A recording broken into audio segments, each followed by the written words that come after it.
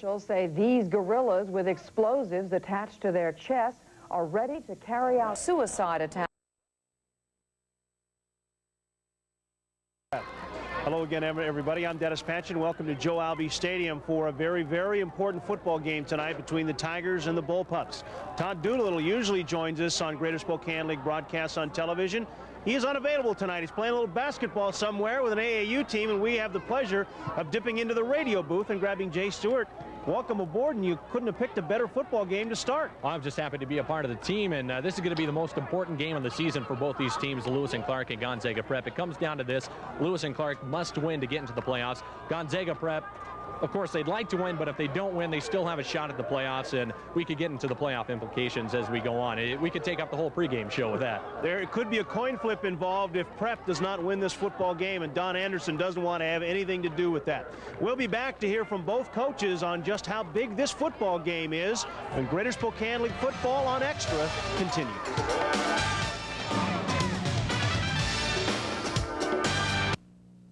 Starting your own business is a frightening venture. It's a risky venture.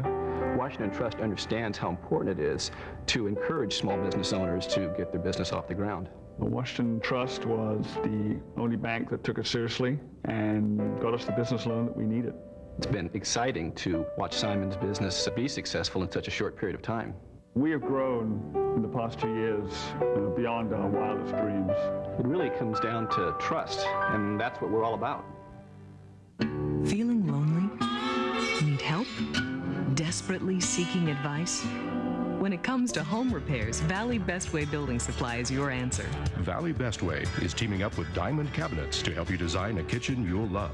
Valley Bestway's free computerized design service gives you greater efficiency and more storage space. All the newest styles and a wide choice of colors with a famous diamond finish. When you need help, Valley Bestway, 11921 East Sprague.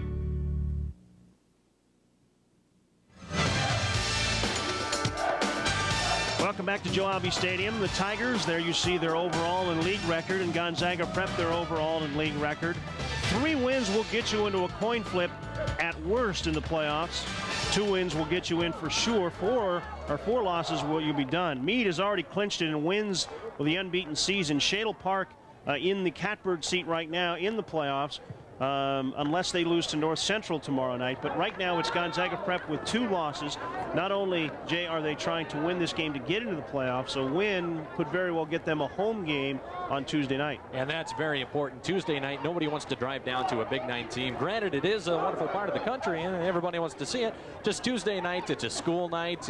They've played on Thursday or Friday, and it's just going to be a tough situation playing on Tuesday night, then having to play on another Saturday night. So 3 games in a week, and going on a road game, it's just going to be a tough situation. And a loss by Lewis and Clark would give them the 4th loss. That would put CV, Shadle, and Gonzaga Prep into the state, or I should say into the first round of the playoffs. Time now for the Valley Bestway Coaches Corner. The Coaches Corner brought to you by Valley Bestway Building Supply. Valley Bestway will contribute money to the Greater Spokane League Scholar Athlete Program in the name of both of today's GSL coaches. Valley Bestway Building Supply. Buy it here, and they'll install it for you. Valley Bestway Coaches Corner. Time now to check in with the Gonzaga Prep Bullpups head man, Don Anderson, who knows that this is a big game, as is almost every Prep LC game. Well, this is an extremely important game, Dennis. Extremely important to win the ball game, and also if we even have any pretensions about the playoff, it's important that we start playing very consistently this part of the season. Has that been the biggest wrinkle that you had that you haven't been able to iron out, is the fact that you guys have been inconsistent? Because I know that you're plus 12 in turnovers this season, but you lead the GSL in that, but not in the win call. No, we definitely, inconsistent has been a very unfortunately a very strong characteristic of our 96 season. And if we have to do anything in terms of getting into the playoffs, you'd like to think by now that we've got it all ironed out. We'll find out tonight. What do you think John and LC will come up with tonight? Well, as always, they're a very physical team, and from there, I don't know. They have a wide variety of things they do, but the one thing they always do, they're very physical. Are points going to be at a premium tonight? Do you think this will be a defensive game and one big play could break this open? Well, if I was a big bidder, I would guess it probably would be low scoring. Yeah, these two teams aren't going to score a lot of points. You know, we hear the term big game a lot, but tonight it really is a big football game. Yeah, it's the last game of the season, and it could be the last game of the season for the Lewis and Clark Tigers. They have to win to get in. Don Anderson knows that, and he and the Gonzaga Prep Bullpups, they need to control the line of scrimmage against this Lewis and Clark Tiger defense and offense. These two teams almost mirror images of each other. They just love to run the ball and just love to pound it out in the trenches. And just love to hit people on defense. That's right. As John Hook will tell you, the coach of the Lewis and Clark Tigers, tonight's game is going to be one you want to make sure your chin strap is on and on well. You're right, and you know, you play a whole season to come down to the last game meaning something. This game definitely means something to both teams, and that's what high school sports are all about. It seems like every time you play Gonzaga Prep, there's something on the line, and it's on the line again tonight. What is it about these two schools when they play? Well, I think a lot of the kids know each other very well, but I think there's also both schools have great tradition and a lot of pride, and it always is put on the line when we play each other. What do you expect those guys to do, to try, or at least try and do against you tonight? Well, I think they're going to put a lot of pressure on a running game tonight. I think offensively, they're going to look for opportunities to make the big play. Historically, Gonzaga Prep has been a very sound offensive team, but they have over the years consistently lived on the big play, and they're going to try to find a way to make some big plays tonight to beat us. One play could be the key, I would think, because I don't think there's going to be a lot of points scored tonight. One thing we talk about is to our kids, you got to play every play as though this is the one that's going to determine the game, because in a close game, it's 1, 2, or 3 plays. You never know which ones they are. I think you're right. The reason we say it's going to be a very close game is there you see John Hook doing a radio interview, which you can hear the game on Sports Radio 970 The Score, as you can most GSL games. Jay, these two teams in defense are among the leaders in the Greater Spokane League. Yeah, Gonzaga Prep only giving up 10.6 points a game, and Lewis and Clark giving up 10.7 points a game. And again, it's going to be a very physical game. John Hook is one of the most intense coaches in the Greater Spokane League, and he has his team, whether they're 0-7 in the league or they're 7-0 in the league, he has his team prepared to play each and every week. And tonight against Gonzaga Prep, in a situation that he's been in before, he has to win to get into the playoffs. Remember, 2-3 years ago, he's had to win to get into the playoffs, and he doesn't like to rely on other teams having to win for him. He'd like it this way, and you could tell he's been telling his team just that. The Tigers very familiar with winning on the final weekend to get into the playoffs. Can they do it again? They've got to beat Gonzaga Prep. We'll be back with that. Our thanks to tonight's head coaches for joining us on the Valley Bestway Coaches Corner. In their names, Valley Bestway will contribute money to the Greater Spokane League Scholar Athlete Program. When it comes to home repairs, Valley Bestway Building Supply is the answer. More of our pregame show when GSL football on Extra continues.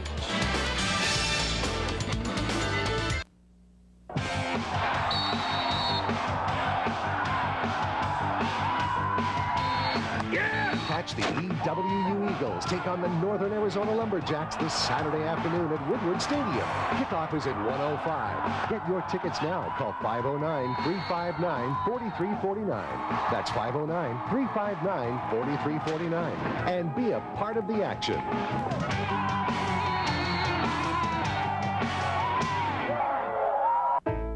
At Cox, we know your time is valuable, so we introduced our on-time guarantee. Either we're on time or your cable installation's on us. And if we're late on a service call, you'll get $20. Uh-oh. You're on time. Yes, ma'am. The on-time guarantee from Cox. If I'd been late, ma'am, we'd have owed you $20. You don't say. Cox, quality service you can count on.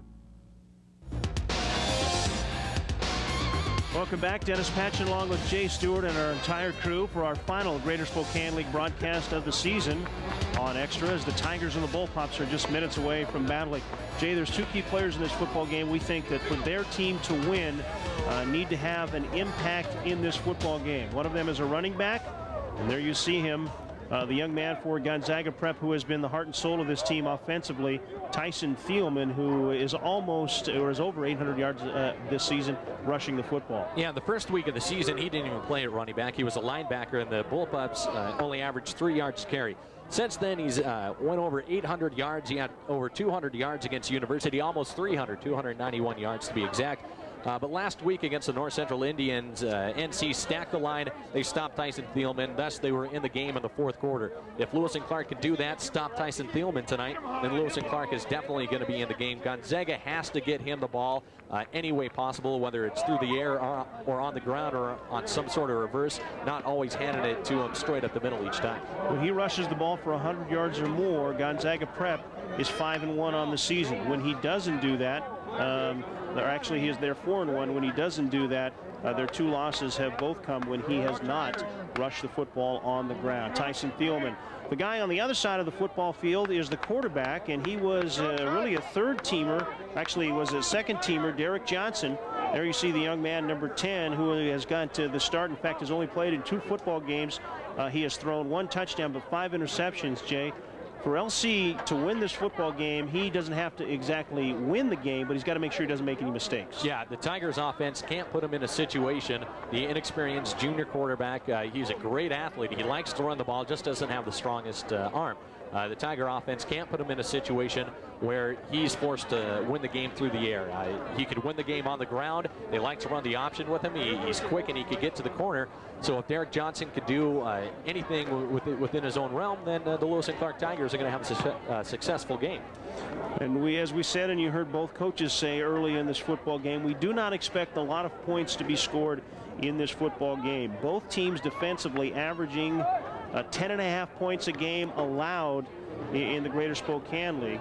And Jay, here are the Bullpup keys to this football game. As we already said, they need to get Thielman started early in this football game, but there are some other keys that we think for Prep to have some success in this game. They have to spread the ball around a little bit more. 3 times this season, only Thielman and O'Connell have carried the ball. Lewis and Clark, they're going to be able to key in on that. They got a quick defense, and they could key in on Thielman and O'Connell. Plus, they have to go to the air. If Lewis and Clark stops the run, Kevin O'Connell is going to have to drop back and hit Ryan Turner, who's had a good season so far. 14 catches, 307 yards, and 4 touchdowns. So if they go to the air and hit Ryan Turner, it's going to be a successful night for the Gonzaga Prep Bullpups. Then on defense, they have to stack 8 men near the line of scrimmage and force the Lewis and Clark Tigers to go to the air. Gonzaga Prep has to stop the run tonight against Lewis and Clark to win. Okay, and I would think that a lot of the keys for the Bullpups are the same for the Lewis and Clark Tigers. Both teams really need to make the other team go to the air. If one team has success running the football on the ground tonight, it could be a long night for the other team. Yeah, Lewis and Clark, they have to run the ball early. They have to take advantage of the clock. They don't want to give the ball to Gonzaga Prep. They have to control the clock. Again, don't get in a situation where the inexperienced junior quarterback decides the game. No turnovers. Don't give the ball away. You're not going to get it back against Gonzaga Prep. Plus 12 by far the best in the Greater Spokane League. Use different players running the ball. Josh Bankston and Joe Ireland, 2 completely different styles, and they like to mix it up a little bit. Joe Ireland likes to pound himself into the line, create room. Josh Bankston likes to get outside. He's a more up and down runner, Eric Dickerson type, and get out there. And if Lewis and Clark can do these things on the screen, then again, they're going to be successful against Gonzaga Prep. I like the last one on the bottom. Don't let Gonzaga Prep score in the third quarter. A quarter they've had a lot of success in and have dictated the way that the games have finished because of what they've been able to do in the third quarter of play. That's right. Don Anderson is probably one of the better coaches in the Greater Spokane League. He and his staff, and making adjustments at halftime. They've averaged 10.5 points a game in their 5 wins, and they haven't scored in their 3 losses in the GSL, plus the 4th loss in a non-league game against Clover Park. So they have to score in the third quarter.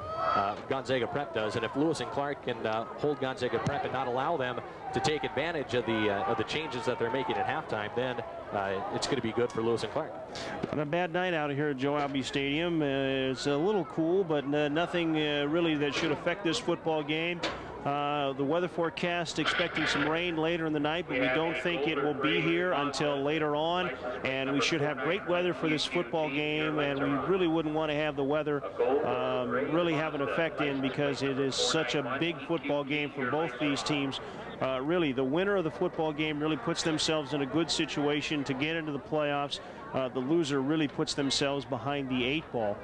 There is one other key football game coming up, and that'll be tomorrow night when Shadle Park plays North Central. The Highlanders, if they can win that football game against NC, really put themselves in a great position not only to get into the playoffs, so actually they would be in, but they would also have a great shot at playing a home game. And as you heard Jay say earlier tonight, you do not want to travel on a Tuesday night. You don't have a lot of time to prepare. When we come back, we will take a look at the starting lineups and have opening kickoff of this football game. It's a big one, as it always is, between the Tigers and the Bullpups, and it's right here on Extra.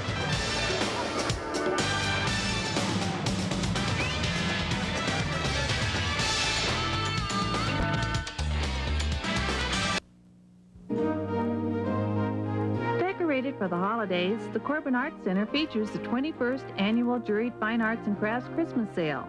Displayed in a gift shop setting, you'll find a magnificent array of handcrafted, one-of-a-kind items and toys made by regional artists and craftsmen. The sale runs December 7th from 9 a.m. to 5 p.m. and December 8th from 11 a.m. to 4 p.m. and is free to the public. Corbin Arts Center is located at the corner of 7th and Stevens. Coming this November, one of the most anticipated events in Star Trek history. It's the Enterprise. I suppose we ought to find a way to blend in. What is it? A triple. There must be thousands of them by now. Hundreds of thousands. An extraordinary television event. James Kirk.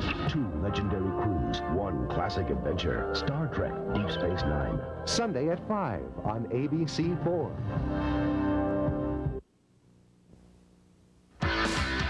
Greater Spokane League Football on Extra is brought to you by Washington Trust Bank, where trust is everything. By Arby's. Come to Arby's and try the new chicken, bacon, and Swiss. By Tobacco Free Washington Spokane, reminding you that smoke-free air is only fair. By George Gee Pontiac GMC. Come see Gee. And by Valley Bestway Building Supply. When it comes to home repairs, Valley Bestway Building Supply is the answer. Welcome back to Joe Albee Stadium. Dennis Patchett along with Jay Stewart, our entire Extra crew. Thanks for joining us tonight. And we hope you've enjoyed Greater Spokane League Football on Extra the last 4 weeks. We have had an incredible time bringing you these games, and we are looking for just a barn burner here tonight as LC takes on Gonzaga Prep. Both these teams still alive in the playoff chase, but both teams have different outcomes depending on what happens tonight here, Jay. LC basically knows that if they don't win this football game, they're done. Yeah, Lewis and Clark has to win, but let's run it down. If Gonzaga Prep wins, they'll go to 6-2, and they're in the state AAA playoffs.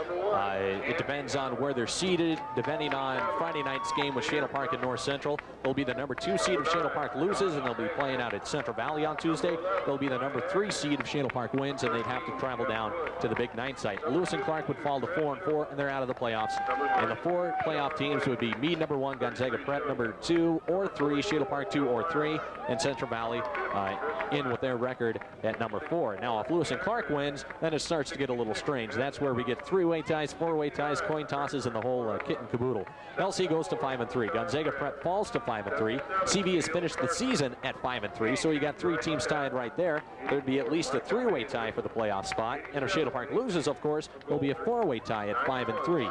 So if there's a 4-way tie, it goes down to head-to-head competition. Are you following me? Yeah, there would be a test later on. Yeah. So it goes to head-to-head competition between those 4 teams against each other. Shadle Park and Lewis and Clark are 2-1 against those 3 teams.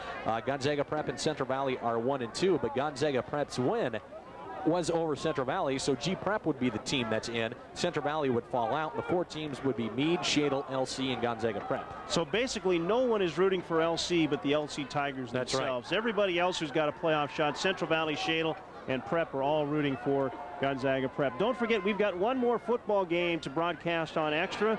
We head north to the Pine Bowl in the matchup between the Whitworth Pirates and the Loggers of the University of Puget Sound. Catch all the action at 12:30 Saturday on Extra, our final football game of the season. This is our final high school game, and we've been so pleased to have been able to bring you Greater Spokane League football here on Extra, as well as Whitworth Pirate football and Eastern Washington football this year. We're about ready to get things underway. The Tigers in those black uniforms, very familiar with the orange numbers and the orange trim, and the Bullpups in the white uniforms. The Tigers are the home football team in this football game. Tonight's opening kickoff is sponsored by Tobacco-Free Washington Spokane, reminding you that smoke-free air is only fair. Tobacco-Free Washington Spokane is a proud sponsor of Greater Spokane League sports. Dennis Patchen along with Jay Stewart. Tigers and the Bullpups just come down to this for both teams to get into the playoffs. And we are underway. Ball hammered down deep, down at the 8-yard line for Gonzaga Prep. Got a little bit of a seam, busting that out there. Shane Thacker. And Thacker returns the ball out across the 30-yard line, so decent field position, Jay, for Prep to start their offensive series. Let's take a look at the Bullpup starters. First of the offensive unit, Kevin O'Connell, and the single back, Tyson Thielman. We expect him, if they're going to have a big game. Here you see him, number 13. The wide receivers led by Ryan Turner. Mark Doolittle, a quality tight end, and the offensive line is a big group, anchored in the middle by center Ian Kelly. 1st and 10. O'Connell, short drop, nobody home. Second receiver throws it out there. Nice catch by Turner, who got free in the middle of the field, and that's going to be good enough for first down yardage. Tiger defense will set up like this, and this is one of the best defenses year in and year out of the Greater Spokane League. Led up front by Joe Ireland, the former Gonzaga Prep Bullpup, who is now at LC. That's a quality front right there. The linebackers, as they play a 4-4, led by Bryce Stack.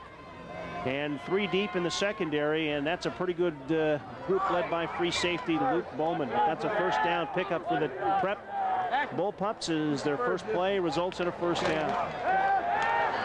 O'Connell will throw it out of the flat, and that's Turner again. He's across the midfield stripe for the Bullpups. We thought LC would try to stack it up on the run, and Gonzaga Prep has seen something trying to throw in the football. Yeah, Lewis and Clark has the 4-4 defense trying to stop the run, but Gonzaga Prep noticing that. Kevin O'Connell doing a good job checking off his first receiver on that first play. This time rolling to the right, O'Connell, a very athletic quarterback, throwing off his back foot, and he hits Ryan Turner over there, the leading receiver for Gonzaga Prep, with over 300 yards. All right, Bullpups, second down and short. 2 passing plays and a third one now for O'Connell. Can't find anybody, sails it over the head high over Turner. Double covered there by the Tigers, and it falls incomplete. It'll be 3rd and 5. 3 plays, 3 passes for Gonzaga Prep, using the pass to set up the run right there, trying to hit Ryan Turner, who was hit by a linebacker coming off the line of scrimmage, and O'Connell just trying to force it in with 3 Lewis and Clark Tigers receivers around him, and a good play right there by the linebacker. Good coverage there. Number 52, who hasn't shown up on a roster. Who's not on a roster. Straight drop, O'Connell, they'll go to the air again, trying to go down the middle, and oh, he just sailed that ball. He got hit as he was throwing it. Good pressure there by Sean Wade, the defensive end, and O'Connell sailed that ball high and away, and it'll be 4th down, and Gonzaga Prep will be forced to punt it in their first situation here. As dropping back to punt the football for Gonzaga Prep will be O'Connell, the quarterback. Single setback for the Tigers in deep punt formation. They will let the ball bounce and let it spin away. That's Pete Flatt. And the ball is going to roll inside the 10-yard line, and that's where LC will take over 1st and 10. So the Tiger offensive unit will come out onto the football field and see what they can get rolling here. It's been an offensive unit that has struggled at times this football season. And they, to be effective, need to run the football. They've had trouble throwing the football through the air. And every team uses the pass to set up the run. Lewis and Clark has not been able to do that this season. Senior quarterback Brian Agnew went down. After 4 games, he only had 230 yards through the air. So Lewis and Clark, obviously, they're a running team. They're going to get things going on the ground. Man in motion is Josh Bankston, and we've already got a penalty flag down. So the first play before LC can even snap the football. And they're whistled for a 5-yard penalty, and that'll march the ball inside the 5-yard line. Not exactly the place you want to start your first drive of the game. Yeah, John Hook might not have been happy to start the drive at the 10-yard line, but a motion penalty on Lewis and Clark going to send them 5 yards back. Now it's 1st and 15 with the ball on their own 5-yard line, and with an offense who isn't quick striking like a Ferris, it's going to be tough for Lewis and Clark to find out of this. Bankston in motion, give it straight up the gut to Ireland. He's out across the 5-yard line, but then swarmed over by some bullpups there, and he'll have a short game for the former Gonzaga Prep bullpup. Here you see the LC Tigers in their lineup, led by sophomore quarterback Derek Johnson and Joe Ireland, the former Gonzaga Prep bullpup. The wide receivers, Luke Bowman and Bryce Stack, a couple guys going both ways, and the offensive line anchored by LeSean Grant, big tackle at 340 pounds. Bankston into the secondary, and he has close to first down yardage. Remember, the 5-yard penalty will keep that short of a first down, but it goes from 2nd and long to 3rd and short. Nice run by Bankston. Here you see the Prep defense. Nose guard Nick Bliss in the middle of that defense. So 4 linebackers in there. Shane Hartnett, not a bad guy. And the defense, Jeremy Rash, one of the quarterbacks, leading the way. So it's 3rd down at about 3 yards to go. Bankston hit, fights for extra yardage, breaks another tackle, and out near the 30-yard line. A great run by Bankston to get first down yardage for the Tigers. And Shane Wharton, the defensive lineman, coming through right at the point of attack, hit Josh Bankston, but a great job of Bankston finding the seam and getting a little open room, picking up the first down, as we're going to see the replay here. As he's hit right there by Wharton. Great job to bounce off of that tackle and break free for extra yardage, and 3rd down conversions are going to be important in this game with 2 running teams. Clock should move very fast. 9:30 to go.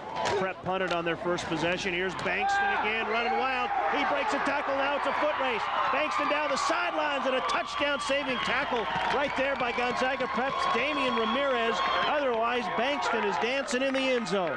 Tigers keeping Gonzaga Prep on their toes, and a great job by the Lewis and Clark Tigers offensive line of moving to the right and opening up that hole for Josh Bankston, going about 30 yards on that play, and another first down. Great job getting out there. Joe Ireland, the lead blocker, and a couple other offensive linemen out there, and Josh Bankston doesn't need a lot of room. He's quick and speedy, and when he sees a seam, he's going to take advantage of it.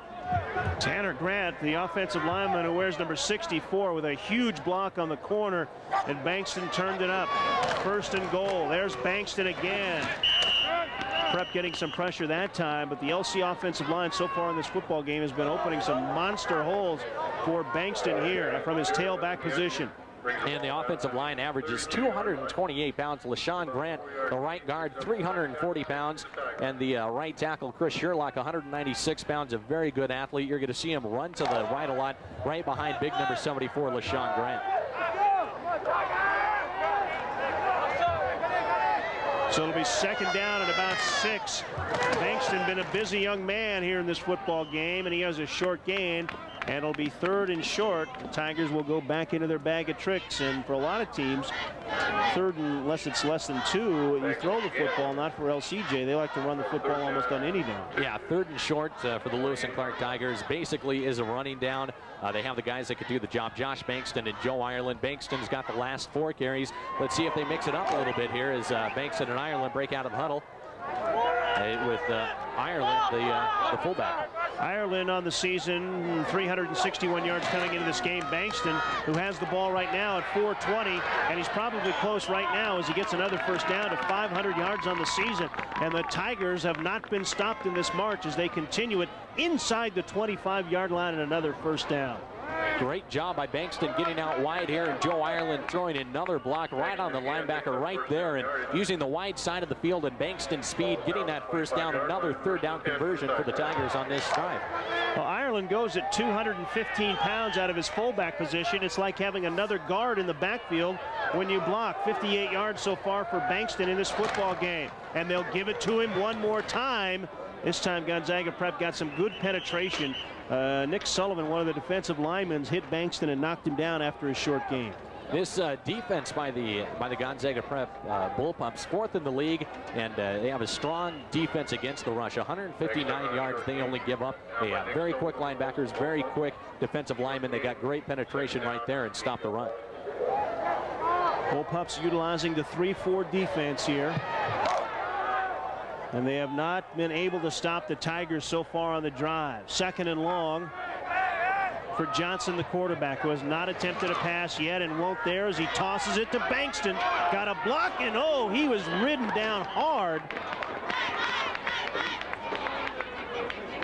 on the play by Gonzaga Prep. I believe that was Mark Egger coming in and laying the lumber on him.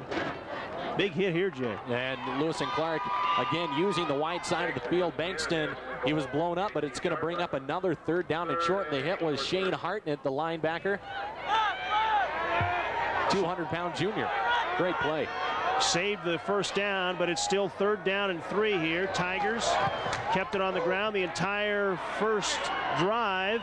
And Ireland, who is knocked down close to the 1st down yardage by Jason Francis, I believe will have the 1st down from where they're going to mark the football. Just power football here. Ireland beats Francis for the 1st down. And Francis from his defensive line spot doing a good job slipping off the tackle and making the stop on Joe Ireland. Forcing, they're going to take a timeout down in the field, and I believe they're going to measure for it. See if Joe Ireland did get enough yardage, but it was a great play. One-on-one Francis. 233 pounds going against 220 pounds of Joe Ireland. Well, it's going to be awful close. I'm not sure where they marked that football, Jay, that they're going to get it. In fact, they're going to be about the length of the football short. Big decision here by John Hook. And I don't think there's any decision here. He needs to win this football game. Kurt Morris is the kicker for Lewis and Clark, making 3 field goals this season for 37 yards. Now, there was no even hesitation there. John Hook called the play. Here we go.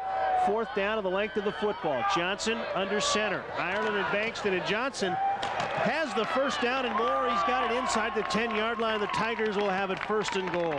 On a play like that, the quarterback, all he has to do is just lean forward a little bit, but Derek Johnson real quick. He found a seam right there, right behind the left guard. And Johnson picking up more than enough yards to pick up the 1st down and keeps this play alive. Good surge by the Tigers up front. Grant, the left guard right there, and also behind his center. Nice play for the Tigers. It's 1st and 10.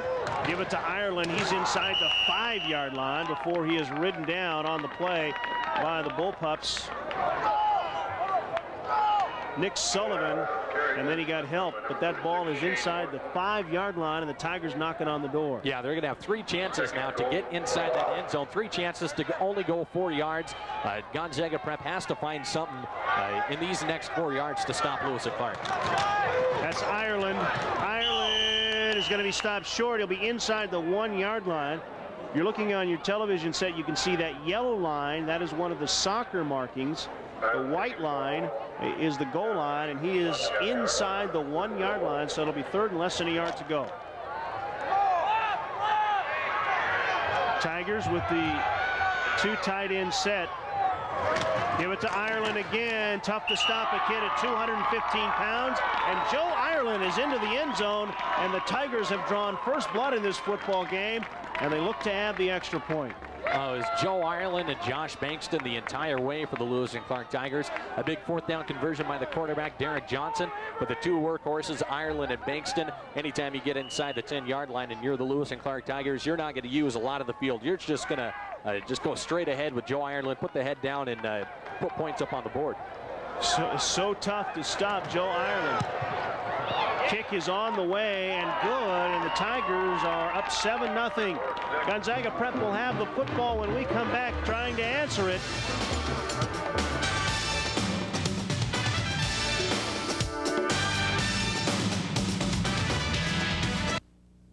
Your friend. My friend. Yeah, the one that you said that you asked if she could say my everything I get, he tries to sell, you know. Oh, what a cute dog. You like it? Yeah. Anybody hear from Bill? He called Tuesday and said he couldn't decide whether he should buy or rent.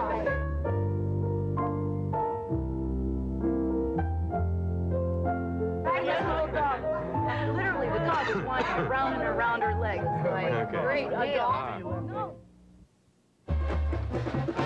Welcome back. The LC Tigers pretty pumped up. Their team going 95 yards after that penalty to score. Joe Ireland with a touchdown run. Don't forget, Greater Spokane League football on Extra is brought to you by Tobacco Free Washington, reminding you that smoke-free air is only fair. Tigers marching the length of the field, and now will kick it back. Kurt Morris will kick it to the Bullpups. Last time it was Shane Thacker handling the duties, and he will do it again, taking the ball at about the 7-yard line, and a big hit by one of the special team players for the Tigers. Oh, and LC pumped up right now. That's Chris Flatt. That is the most physical part of the game right there on the kickoff and getting through the wedge. Chris Flatt, a big stop. There you see the Tigers drive summary. 14 plays, 90 yards. Joe Ireland, a 1-yard touchdown run. And I think 13 of those carries were taken by Joe Ireland and Josh Bankston. What a way to get things started as they just hammer the heck out of this Gonzaga Prep defense. Johnson had 1 carry on that quarterback sneak on 4th down. Otherwise, it was Bankston and Ireland.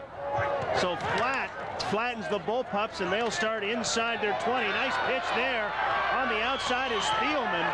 That's a great option move by O'Connell, the quarterback. He got wasted, but he got the ball to Thielman, who picks up first down yardage. Gonzaga Prep ran 5 plays in their first drive, 5 pass plays. And out here in the second drive, they start with a run. There's the option. Kevin O'Connell does a great job of holding it to the last second, pitching it to the right to Tyson Thielman, uses his speed to get to the corner, and a first down for the Gonzaga Prep Bullpups on their first carry. So 5 pass plays, and now they come out here running. Even though Lewis and Clark maybe isn't protecting against the pass, even after that first drive, they still have it in their mind. They're still going to be on their heels. Andy Allen running him out of bounds. It looks like LC, though, is loosened up with their linebackers in this second possession by Prep. O'Connell this time will keep it on the option, and he'll take the ball across the 30-yard line out to about the 33 before he is hit down by another one of those Gonzaga Prep linebackers. This time it is Kevin O'Connell, actually O'Connell, carrying the ball.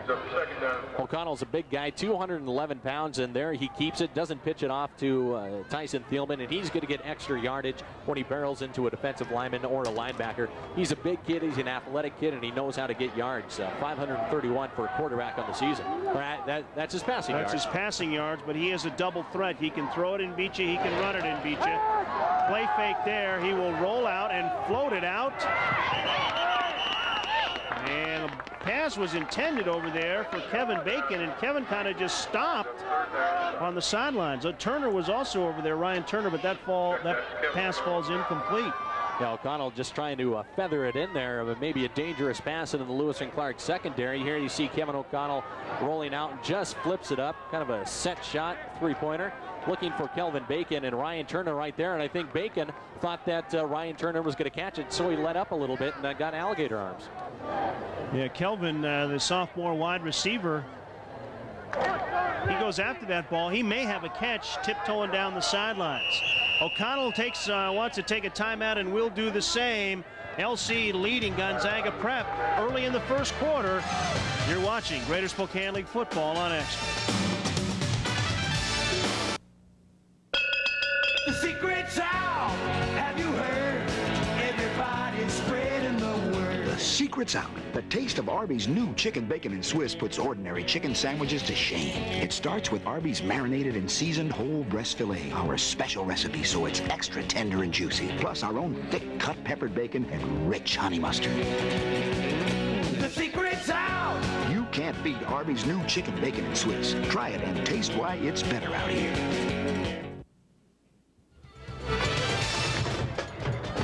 Welcome back. There you see John Hook on the sidelines, the head coach of the Lewis and Clark Tigers, whose team needs a victory, and they are leading right now in the first quarter.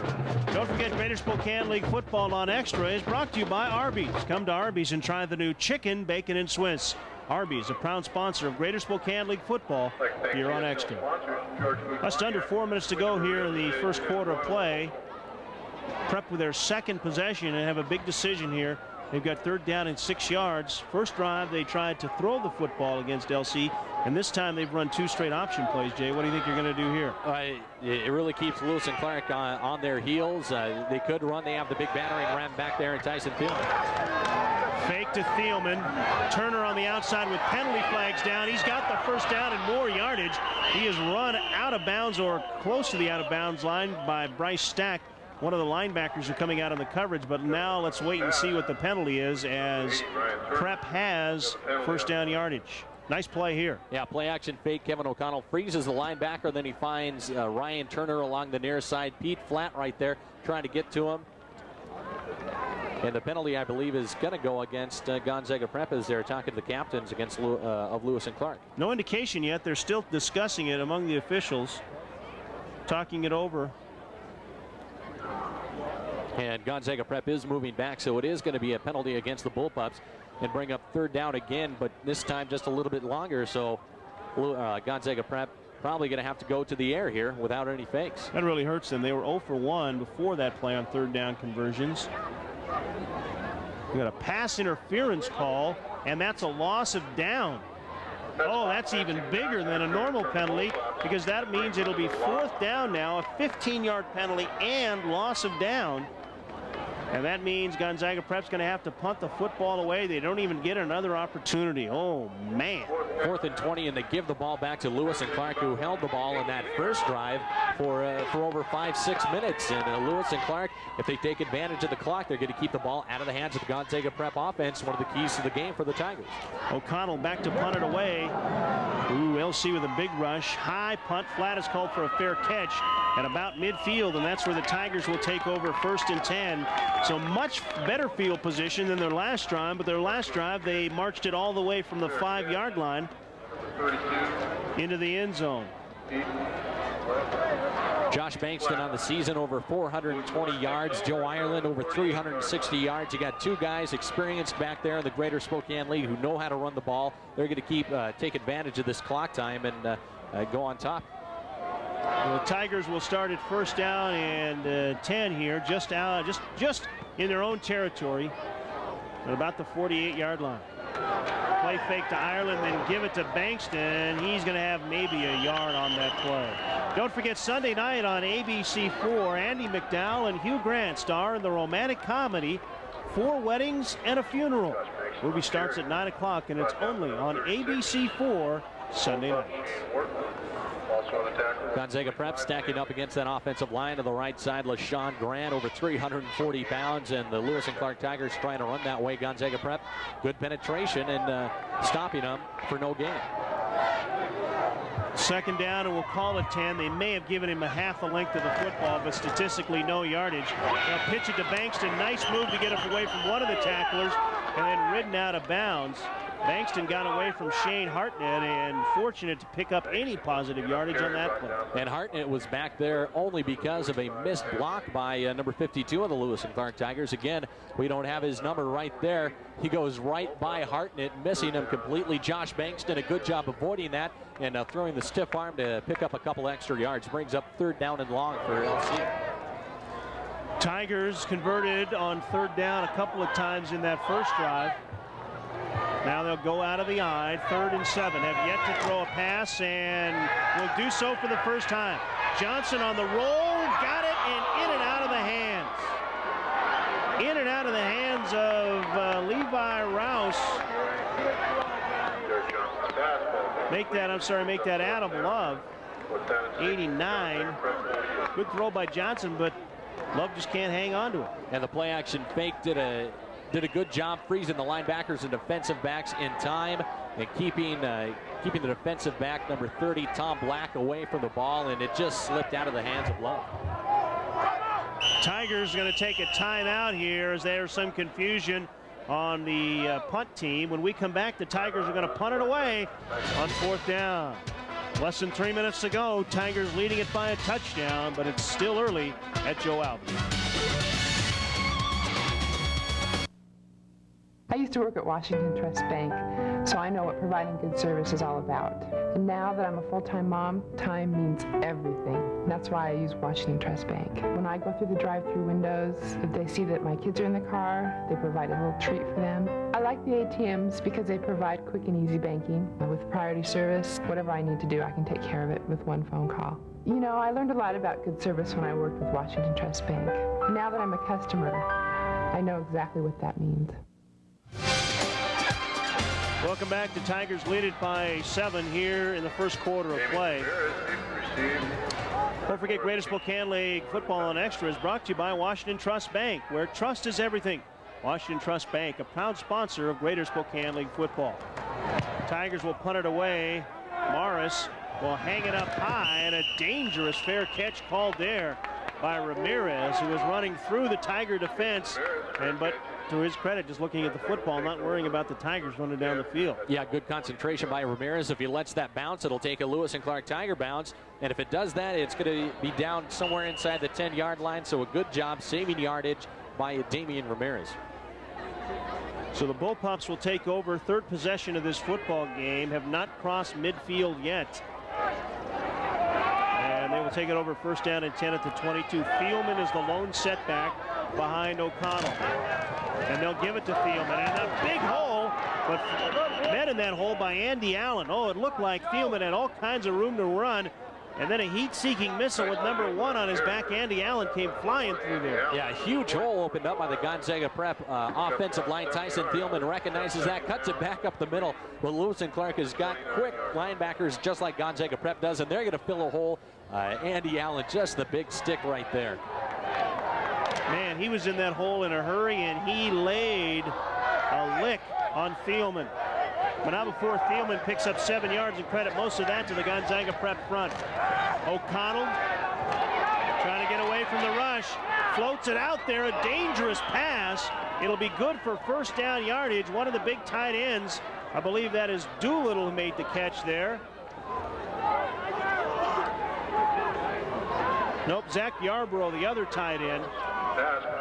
And Kevin O'Connell just forcing the pass as he's rolling out to the pocket. That's a designed rollout, but quick defensive lineman. The Lewis and Clark Tigers chasing him down, and Kevin O'Connell, the dangerous pass.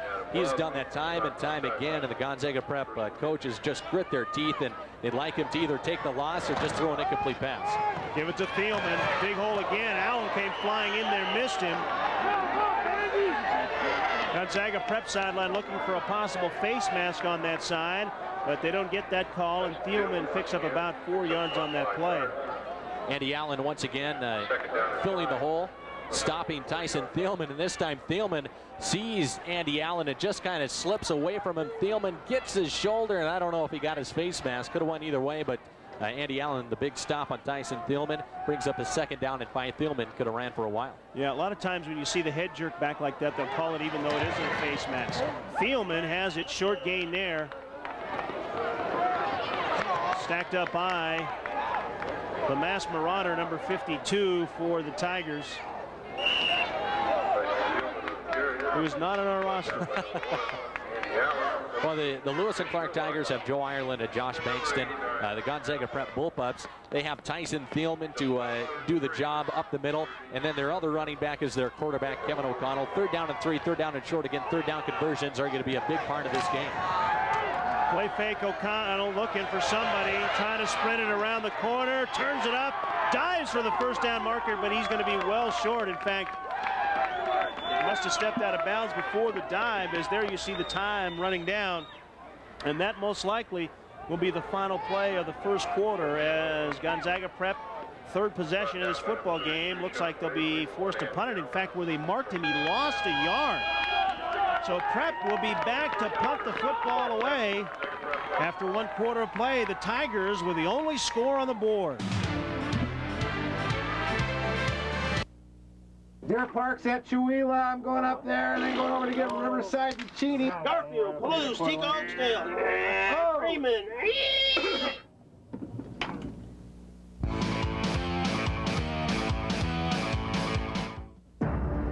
It's hard to imagine anyone who hits harder than Mike Tyson. For that reason, he is the most feared boxer in the world. He comes at you with either hand. doesn't matter. Who wouldn't be afraid to fight him? Finally, Tyson versus Holyfield, one of 3 heavyweight championships, Saturday, November 9th, live on pay-per-view. Don't wait until the last minute. Order now by calling Cox Cable today. When the votes came in on Election Day, News 4 brought you live, accurate, up-to-the-minute results. With live coverage throughout the night, News 4 was first with complete reports on the candidates and issues that matter to you. News 4, total news coverage you can count on. Welcome back. LC and Gonzaga Prep. Tigers need a win to keep their playoff hopes alive. A win by Prep not only puts Gonzaga Prep in, as the snap on 4th down and O'Connell was high. He tracks it down, but a punt off the side of his foot. Flat tried to field it on the run. He fumbled the football, and who has it? Somebody on the bottom of the pile for Gonzaga Prep, and they're in business. 68 on the bottom of the pile, and that's Sam Gregory, one of the offensive linemen. But Nick Sullivan running down there, hit Flat about the time he caught the football. And if Flat sees somebody on top of him like that, he's got to throw an arm up, call for the fair catch. Gonzaga Prep, if they hit you, you're going to get a penalty. He doesn't call for the fair catch, and he gets blown up, loses the ball, and Gonzaga Prep picks up the turnover, trying to take advantage of the first mistake of the night here at the beginning of the second. Huge mistake. You heard both coaches talk about that in our pregame show as they give it to Thielman. Hunting and pecking for a hole. He's got one, and he's inside the 30-yard line. Thielman weaving and staggering his way through the LC defense before he's down inside the 30-yard line. In a couple weeks, he hasn't had a chance to break any big ones open. He almost does right here, a gain of 10. Just following his offensive lineman, 75, opening up the hole right there. That's Paul Clark. And it just gains extra yardage on the dive. A great job, brings up 1st down and 10 as Gonzaga Prep again trying to take advantage of that big fumble. Good block, too, by Jeremy Adams, who sprung him to the inside a bit there. Gonzaga Prep checking the play here at the line of scrimmage. Short drop. Thielman now will throw it to the outside, and that's Turner who's got it and will be inside the 20, and that'll be yet another 1st down for Gonzaga Prep. Gonzaga Prep runs a man deep and then brings Turner on the sideline route, and the defensive back following the deep man on the pattern gives up on Ryan Turner, and he's wide open for the 1st down catch. The oldest play in the receiving book, when you got 2 receivers on one side of the field, the outside receiver goes down or can come back and run a post, and the inside receiver goes to the outside, and it's so tough to cover. 1st down and 10 at the 17. That's O'Connell to Thielman. Allen had him for a minute, spun him around and slowed him down, and then a rest of the Tigers came rolling in. First quarter stats, there you see it. The Tigers 84 yards basically on that one drive for the touchdown, and that has been the difference in this football game. The turnover happening here in the second quarter of play on the first play. So that'll be reflected in the halftime stats, but the first quarter dominated by the LC Tiger offensive front. Yeah, we never expected to see many yards in that passing yard category. Lewis and Clark doing a good job keeping time of the clock. 84 yards on the ground, that big touchdown drive and keeping the ball out of the hands of Gonzaga. O'Connell hands to Thielman, got away from a couple of tacklers and spins it down to about the 13-yard line. Boy, Thielman is like a grease pig. Trying to get a hand on him and getting a hold is tough to do. And Lewis and Clark is bringing a lot of people on the run there. Number 22 misses on the tackle.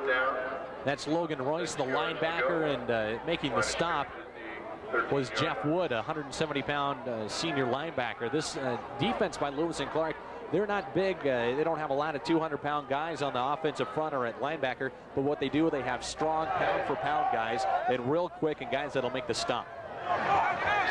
Prep on the moves, got it 3rd down now and long. Another, you heard, Thielman checking off the play. Trying to go over to the center of the field, and Turner broke the pattern off. And again, O'Connell just floated that ball too high. Second time he has done that in this football game, really way overthrown a receiver, and it will be 4th down, and Gonzaga Prep's going to want to talk about this. They're going to discuss it, decide whether they want to go for a field goal and a touchdown. We'll be back to tell you what Don Anderson's team does when we come back. The Tigers leading it by 7.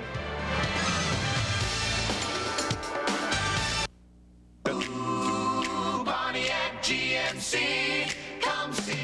You know George Gee is the best place to go if you're in the market for a new or used car. Why? Because at George Gee, you'll experience honest sales and the best customer service anywhere. So come see Gee and test drive a new 97 Pontiac or GMC, now value priced, or one of the many Gee Select used cars. You'll be glad you did. That's George Gee, 8801 East Sprague in the Spokane Valley. Come see Gee, come see Gee. Welcome back to Joe Albi Stadium. Dennis Patchen along with Jay Stewart here tonight and our entire extra crew. Thanks for joining us for our final high school football game of the season. Gonzaga Prep took a timeout, decided we're going to kick the field goal and take the point. So Mark Egger will be in to attempt this field goal out of the hold of Brandon Kendall. A long field goal on the season, 38 yards for Gonzaga Prep. This in his range, right inside the 20, which would be about a 30-yard field goal. Egger, nice sweet swing with his foot, and that will get it done. So Gonzaga Prep is on the scoreboard with a 30-yard field goal by Egger. The Tiger defense hanging on to this lead. But Gonzaga Prep getting some points on the board, and that's what they wanted to do. GSL Football on Extra is brought to you by George Gee Pontiac GMC. Come see Gee. George Gee Pontiac GMC, another proud sponsor of Greater Spokane League football on Extra. And a big stop there for the Lewis and Clark Tiger defense, forcing the field goal. They're still up 4 points after they gave up the ball inside their own territory. They allowed the turnover, but only gave up 3 points. So a big stop for the Lewis and Clark Tiger defense. And it's still LC 7, Gonzaga Prep 3. And Lewis and Clark going to get the ball back with 9:45 left to go in the second quarter. They have a chance to run this clock down within 2 minutes the way they run the ball. Yeah, no doubt about it. Back deep for the Tigers in double formation there is Pete Flatt, the young man who fumbled the punt to set up that field goal. He is on the top or the left of your television screen, and the other up back, or the other deep back, is Chris Gray. He is the near returner as Mark Egger has the ball teed up at the 40-yard line. Tigers have had the ball only twice in this football game, and we just have 9:45 to go before halftime. Egger, end-over-end kick that'll be taken by Flatt at about the 15-yard line. Quickly up, if he gets a block, oh, he just couldn't quite turn the corner and get the block. Nice tackle on the play made by Gonzaga Prep's Kyle Gleason. What if he's in relation to that guy who's a special teams guru at Washington State? Well, it could be. I think he is. Steve Gleason, of course, went to Gonzaga Prep and making the stop on Pete Flatt, who after fumbling the ball, he wanted that right there as he basically took it right out of the hands of the other deep man, Chris Gray, and Pete Flatt redeems himself a bit and starts Lewis and Clark in good field position. Johnson, two-play fakes and keeps it. Got a good block on the corner, but couldn't quite spin it away as Gonzaga Prep very quick to get to the football. Sam McGee makes the play. Derek Johnson running to the short side and trying to pick up yardage. Did a good job on first down. Again, just doing everything within his own capabilities. Running there, trying to get to the corner, spinning away the junior quarterback. He's going to decide this game on the ground for Lewis and Clark and not through the air. Notice this hand signals he gives behind before he goes under center. We'll see if we can get that again as he gives it to Bankston on an inside trap play that time. On second and about 7, Bankston got half of it, so it's going to be 3rd and 4 for the first down. Again, it's no secret what Lewis and Clark is going to do. 1st, 2nd, 3rd, or 4th down. Josh Bankston just takes the carry, lowers his head, follows big 74 LaShawn Grant, and number 72 Curtis Broderson, 207-pound junior. And there you see the hand signal. That's the way they're going to go, and that's the play. Johnson pitches it to Bankston, ball on the ground. Gonzaga Prep has it. Another turnover for LC. Shane Hartnett on the ground there, and the Bullpups are in business again. John Hook talked about ability to hang on to the football here against Gonzaga Prep, and so far LC has turned it over twice. Johnson, Bankston, and then just a bad break there. Hartnett jumping on the football. You give the ball away, you're not going to be able to get it back in the backfield, creating all the havoc back there. Number 36 for the Gonzaga Prep Bullpups, Shane Warren, another big play. The defensive lineman forcing the turnover, and Gonzaga Prep, great field position once again on their own 34.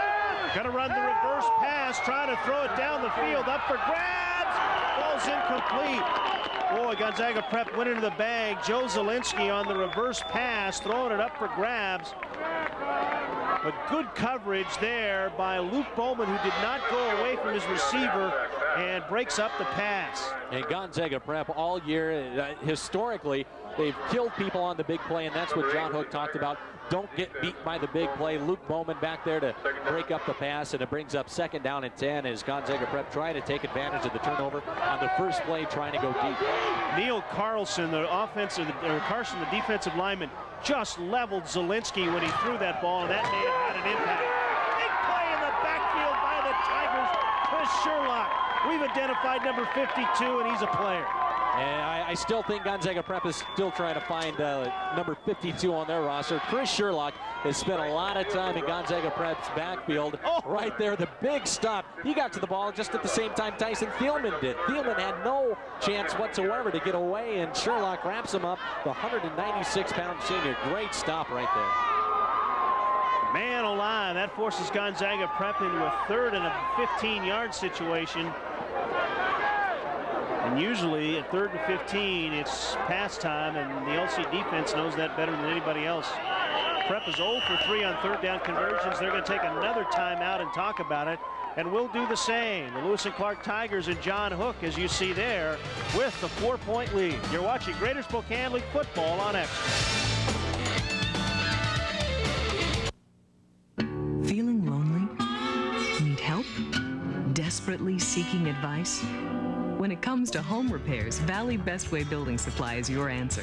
Valley Bestway is teaming up with Diamond Cabinets to help you design a kitchen you'll love. Valley Bestway's free computerized design service gives you greater efficiency and more storage space. All the newest styles and a wide choice of colors with a famous diamond finish. When you need help, Valley Bestway, 11921 East Sprague. Welcome back to Joe Albi Stadium. The Tigers leading it by 4 as you see John Hook, the Tiger coach, on the sidelines, and Don Anderson exiting his huddle. Don't forget, GSL Football on Extra is brought to you by Valley Bestway Building Supply. When it comes to home repairs, Valley Bestway Building Supply is the answer. Valley Bestway, a proud sponsor of Greater Spokane League football on Extra. 3rd down and double sticks to go. Take the reverse. O'Connell's got all day, but good coverage here. Decides to run it. Now looks for a block and turns the other way. And he's got a block. Andy Allen on hot pursuit. And then it's flat. Comes up. He spins away. He got about 13 of the 15 he needed, but he may have got Gonzaga Prep in field goal position with that incredible run. A good call by Don Anderson, faking the option, also faking the reverse at the same time, but Lewis and Clark doing a great job staying with their receivers and forcing Kevin O'Connell to run away. Andy Allen just turned on the afterburners, trying to get after Kevin O'Connell. He had about a 10-yard gain on him, but Allen just diving right there, got his foot and forced Kevin O'Connell to fall down a little bit, take the momentum away, and it forces Gonzaga Prep to make another decision here on 4th and 3. And Lewis and Clark defense, if they hold here on 4th and 3, it's going to be a big, big stop. 4th down, maybe 2.5, maybe a short 3 here.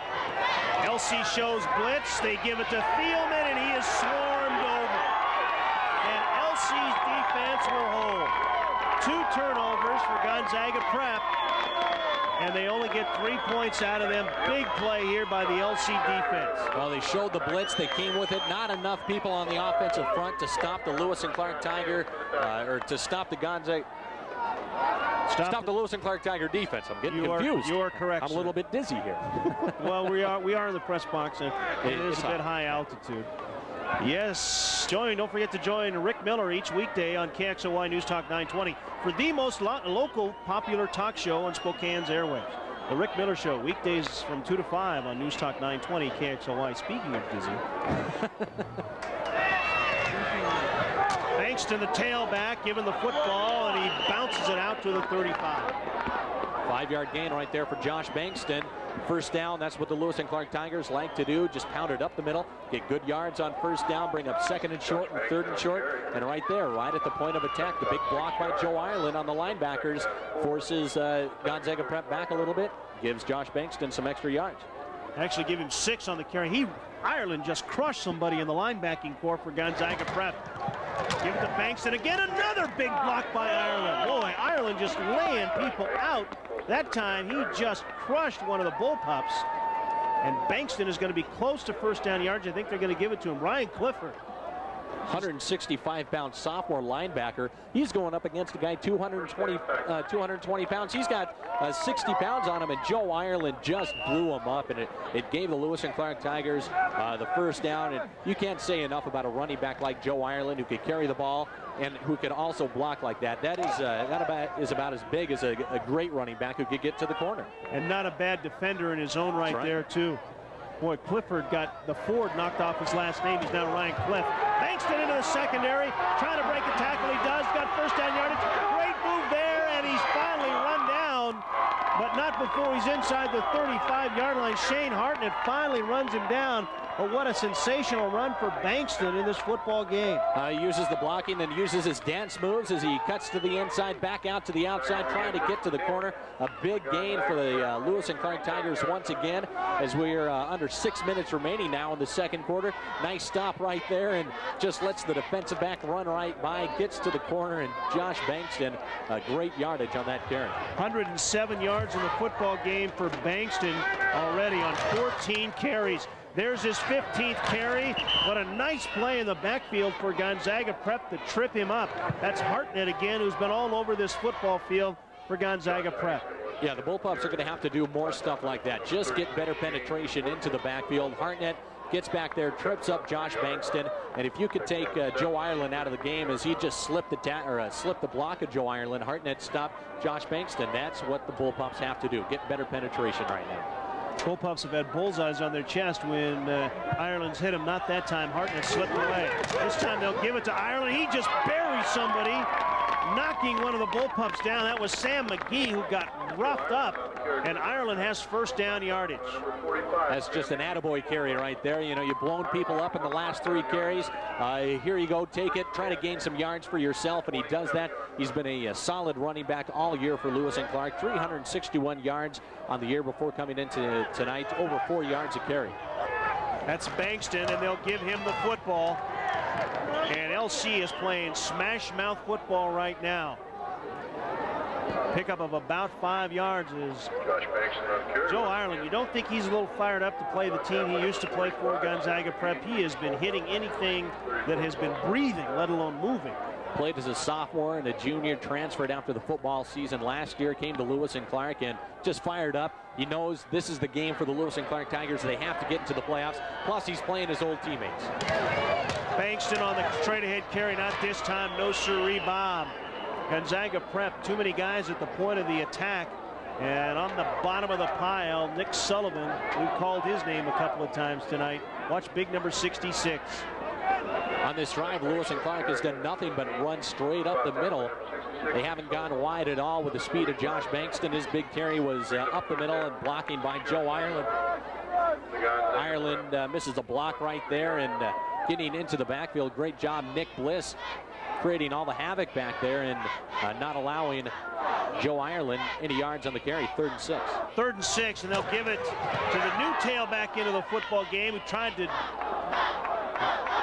monkey roll his way for first down yardage, Logan Royce, but they're not going to give him that.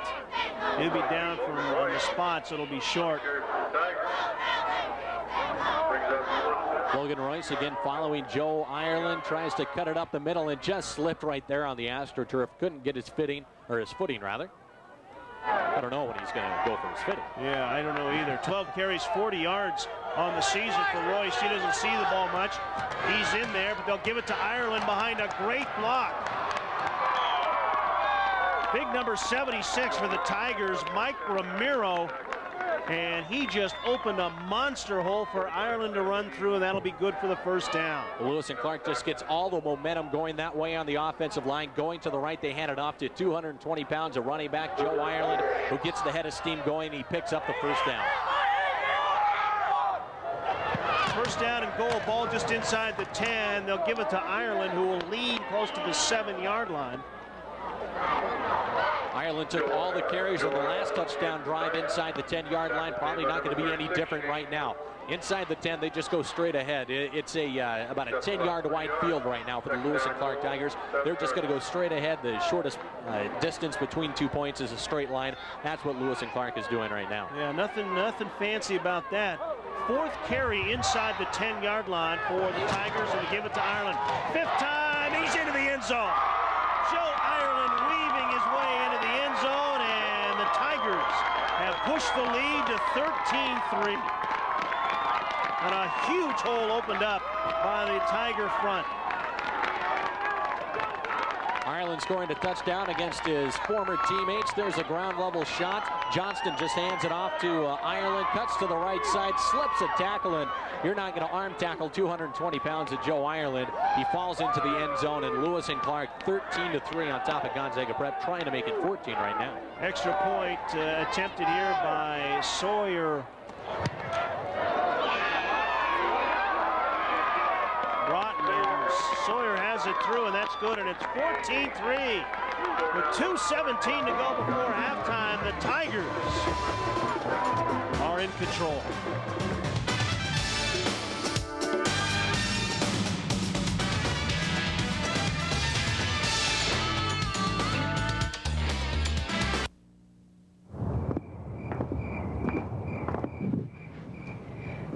Thanks for the movie. Yeah, I had a great time. Yeah, I did too. Maybe I could see you tomorrow? Yeah, I'd like that. Oh, sick! I can't believe you chew. That's so gross. What? Wait, where are you going? Don't chew your life away. Welcome back. There you see it, LC. 2 great drives by their offensive line and 2 Joe Ireland short touchdown runs. The Kavanaugh's Western Hockey League All-Star Game comes to the Spokane Arena Wednesday, January 22nd. For tickets, call 1-800-325-SEAT or 325-SEAT. That's the Western Hockey League. It's an all-star year for the Spokane Chiefs. High kick taken inside the 5-yard line right there by Joe Zielinski. Penalty flag is down. Zielinski breaking a couple of tackles and takes it out across the 30-yard line, but let's see what the penalty flag is about. I believe it's going to be an illegal block of some kind on Paul Clark, a 230-pound senior for the Gonzaga Prep Bullpups. He was laying on top of the Lewis and Clark Tigers, so this play is going to be back a little bit. It's a holding against Gonzaga Prep, so move it 10 yards back from the point of the penalty, and Gonzaga Prep going to have a lot more room now to move with 2:10 left to go in the second quarter. Boy, Don Anderson, his team has had opportunities. 2 turnovers that led to short fields, and all they could get was 3 points out of that. And the Tigers have not had exactly what you would call stellar field position, but their offensive line has opened up some monster holes, and they've been able to run the football very effectively. So 2 minutes and 10 seconds to go at the half. Ball is placed at about the 21-yard line. Gonzaga Prep 79 yards away from the end zone. O'Connell will throw. Zips it out on the outside to Turner. And Turner tiptoeing down the sideline, steps out of bounds at about the 37-yard line, but that'll be good for first down yardage. Gonzaga Prep isn't generally known as a big play team. They could beat somebody on the big play if they're not expecting it. Lewis and Clark, of course, going to expect the pass here with under 2 minutes left to go. O'Connell doing a good job setting his feet and hitting Ryan Turner, and Turner noticing that he had a little extra room and just tiptoes up there, gains the extra yards, and first down 10 for Gonzaga Prep with just under 2 minutes remaining. LC, an impressive, another long drive. This one 12 plays, 71 yards, took 5:03 off the clock. Joe Ireland on the 7-yard run.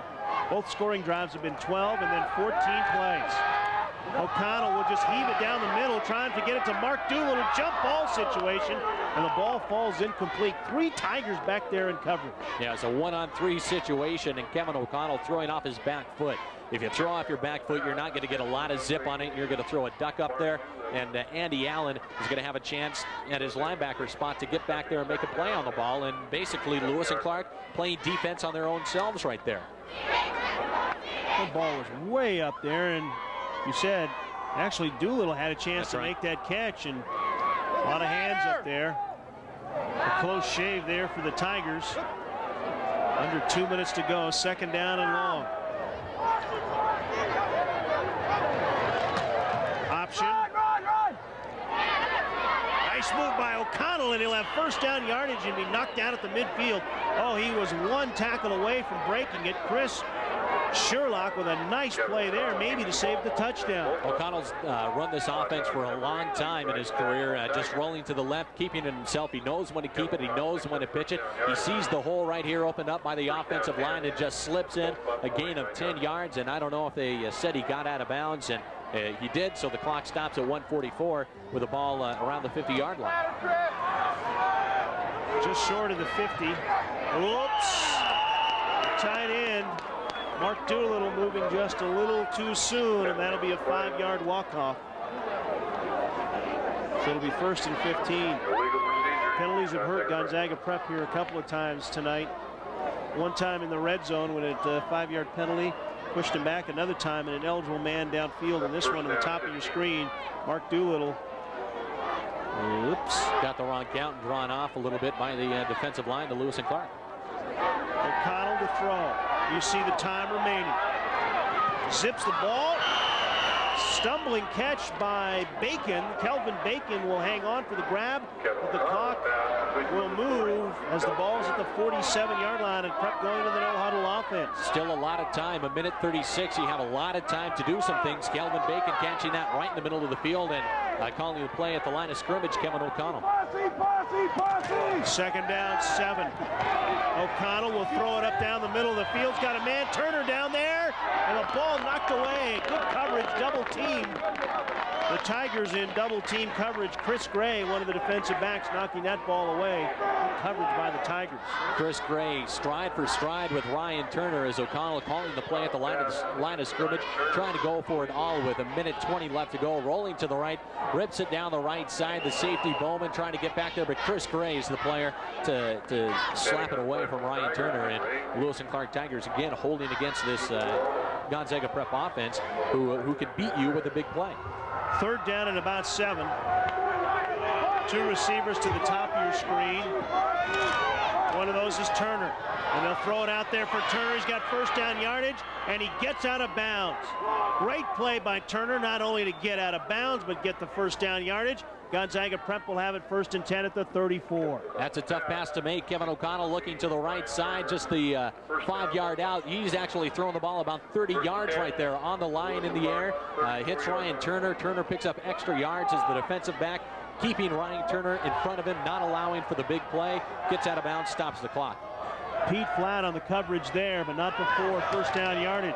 O'Connell throws to Turner again, same play, same result. Not a first down, but a good gain inside the 30 and out of bounds. And Gonzaga Prep doing a good job mixing up the pass and the run. Everything's been a pass right here, but a couple times they've gone with play action. Kevin O'Connell looks to the right side, hits Ryan Turner. A gain of about 6 yards, brings up third down and 4 or 5. And Gonzaga Prep, they keep inching closer to the end zone, and they keep inching closer to field goal territory also.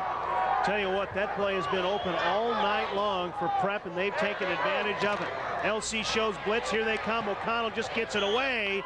Intended for Turner as O'Connell got flattened by Allen on the blitz as he got rid of the football. And the thing O'Connell is doing on this drive is he's not making mistakes right there. He saw the pressure and he threw it to Ryan Turner, who was covered, but he threw it to the spot where only Ryan Turner would have been able to catch it. Brings up third down and 5. Gonzaga Prep, they can't afford to make a mistake on this drive right here with a minute 5 left to go. They've already fumbled away a couple opportunities. 5 receptions for Ryan Turner now, almost 10 yards a catch. O'Connell looks for Turner. This time he goes inside. Ball thrown a bit behind him. Chris Sherlock with the coverage there. It'll be fourth down here at about 5. And I got to believe Gonzaga Prep's going to go for it here. A little too long. Field goal would be about 47 yards. And I think that's a little bit out of the range. Yeah, the longest that Gonzaga Prep has kicked this season has been the 38-yard field goal, and it'll be 47 here if they try to kick it. O'Connell's got a strong arm. Under a minute left to go here in the quarter. They have to get some sort of points up on the board, and they're going to go for the fourth down conversion. O'Connell will throw, trying to go down the sidelines. That's Bacon. Good coverage there by Flat There was no way that ball was going to be complete the way Flatt had that covered. And LC again forcing Gonzaga Prep to turn it over on downs. And O'Connell went for the touchdown instead of going for the first down, looking to the left side all the way, looking for Bacon, and just floating it up along the sideline there. He's going to zip that pass in there, and Lewis and Clark Tiger defensive backs doing a good job slapping that away. All right, well, Jay's going to head down to the field where he will get a word with LC coach John Hook, because I would be very surprised if the Tigers do anything but hand the ball off and take the lead. And in fact, Johnson will take a knee with, you see the time remaining, and they'll probably have to run one more play here.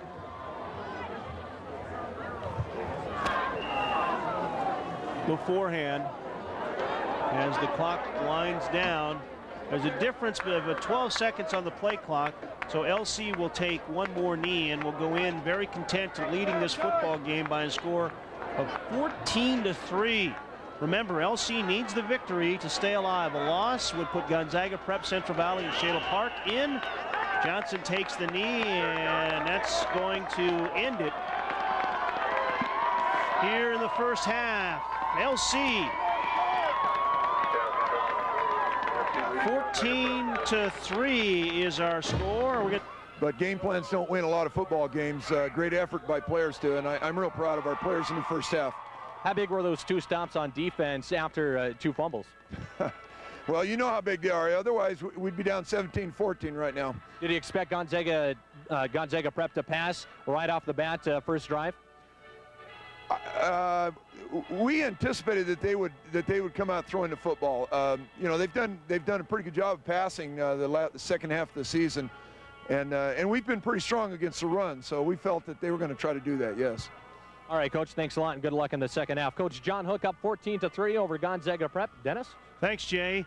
Our Coach's Corner brought to you by Valley Bestway Building Supply. Valley Bestway will contribute money to the Greater Spokane League Scholar Athlete Program in the name of today's coaches, John Hook of LC and Don Anderson of Gonzaga Prep. When it comes to home repairs, Valley Bestway Building Supply is the answer. Time now for the Washington Trust halftime report.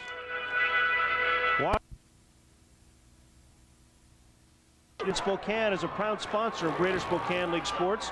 Jay Stewart has made his way back from the floor of Joe Albee Stadium, and we will let him catch his breath here for a few minutes.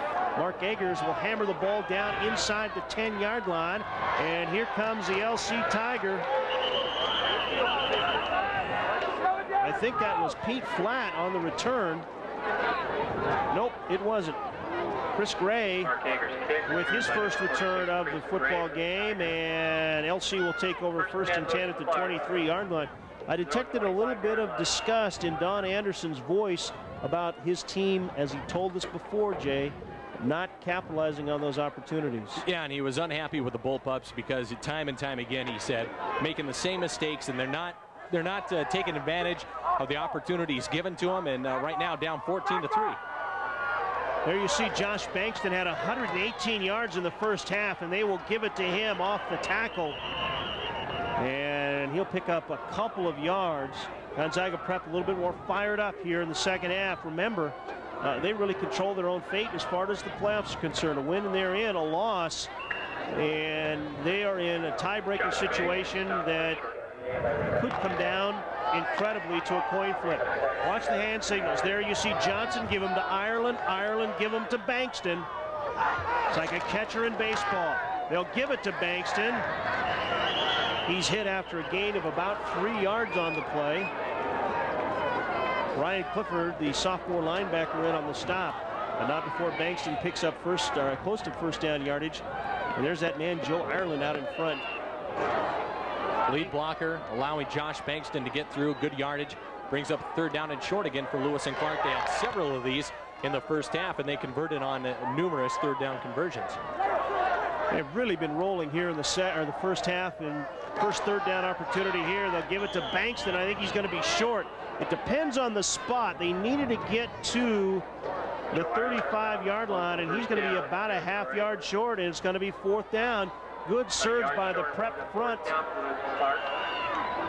Somebody got underneath, and Johnson will come out. John Hook not taking any chances here He is going to punt the football away.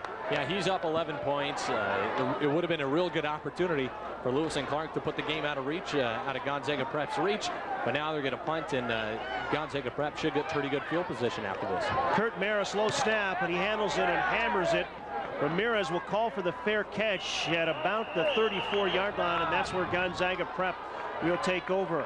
Don't forget, Breakfast Boys Dave and Ken are giving away trips to Maui. Listen to the Breakfast Boys weekday mornings between 5 and 10 only on 93 Zoo FM, and find out how you can win. Here today, gone to Maui from the Breakfast Boys on 93 Zoo FM. I told Todd Doolittle, since he's done so many games with us, he is no longer eligible to win any of those prizes. You are still eligible to win one of those prizes. This is my first game. Outstanding. Absolutely. You do a couple more, we're going to take you off the eligible list. Oh, man. So you better hurry and win. Penalty flags. That usually means a procedure situation, and Gonzaga Prep taking the gun out again and shooting themselves in the foot. Yeah, first play, they don't even get the snap off, and they're already back 5 yards. 1 week ago, only 62 yards on the ground. Tyson Thielman had 49 of those against North Central. The week before that, he had 291 yards. North Central's done a real good job this season stopping the run, and then Gonzaga Prep comes here to play Lewis and Clark, who does an excellent job of stopping the run. Prep has to find a way to move the ball, whether it be on the ground or with O'Connell's arm. Thielman on the carry, and another penalty flag is down again. You don't think the LC coaches saw what North Central did against Gonzaga Prep to limit their runs? Another procedure call against Gonzaga Prep.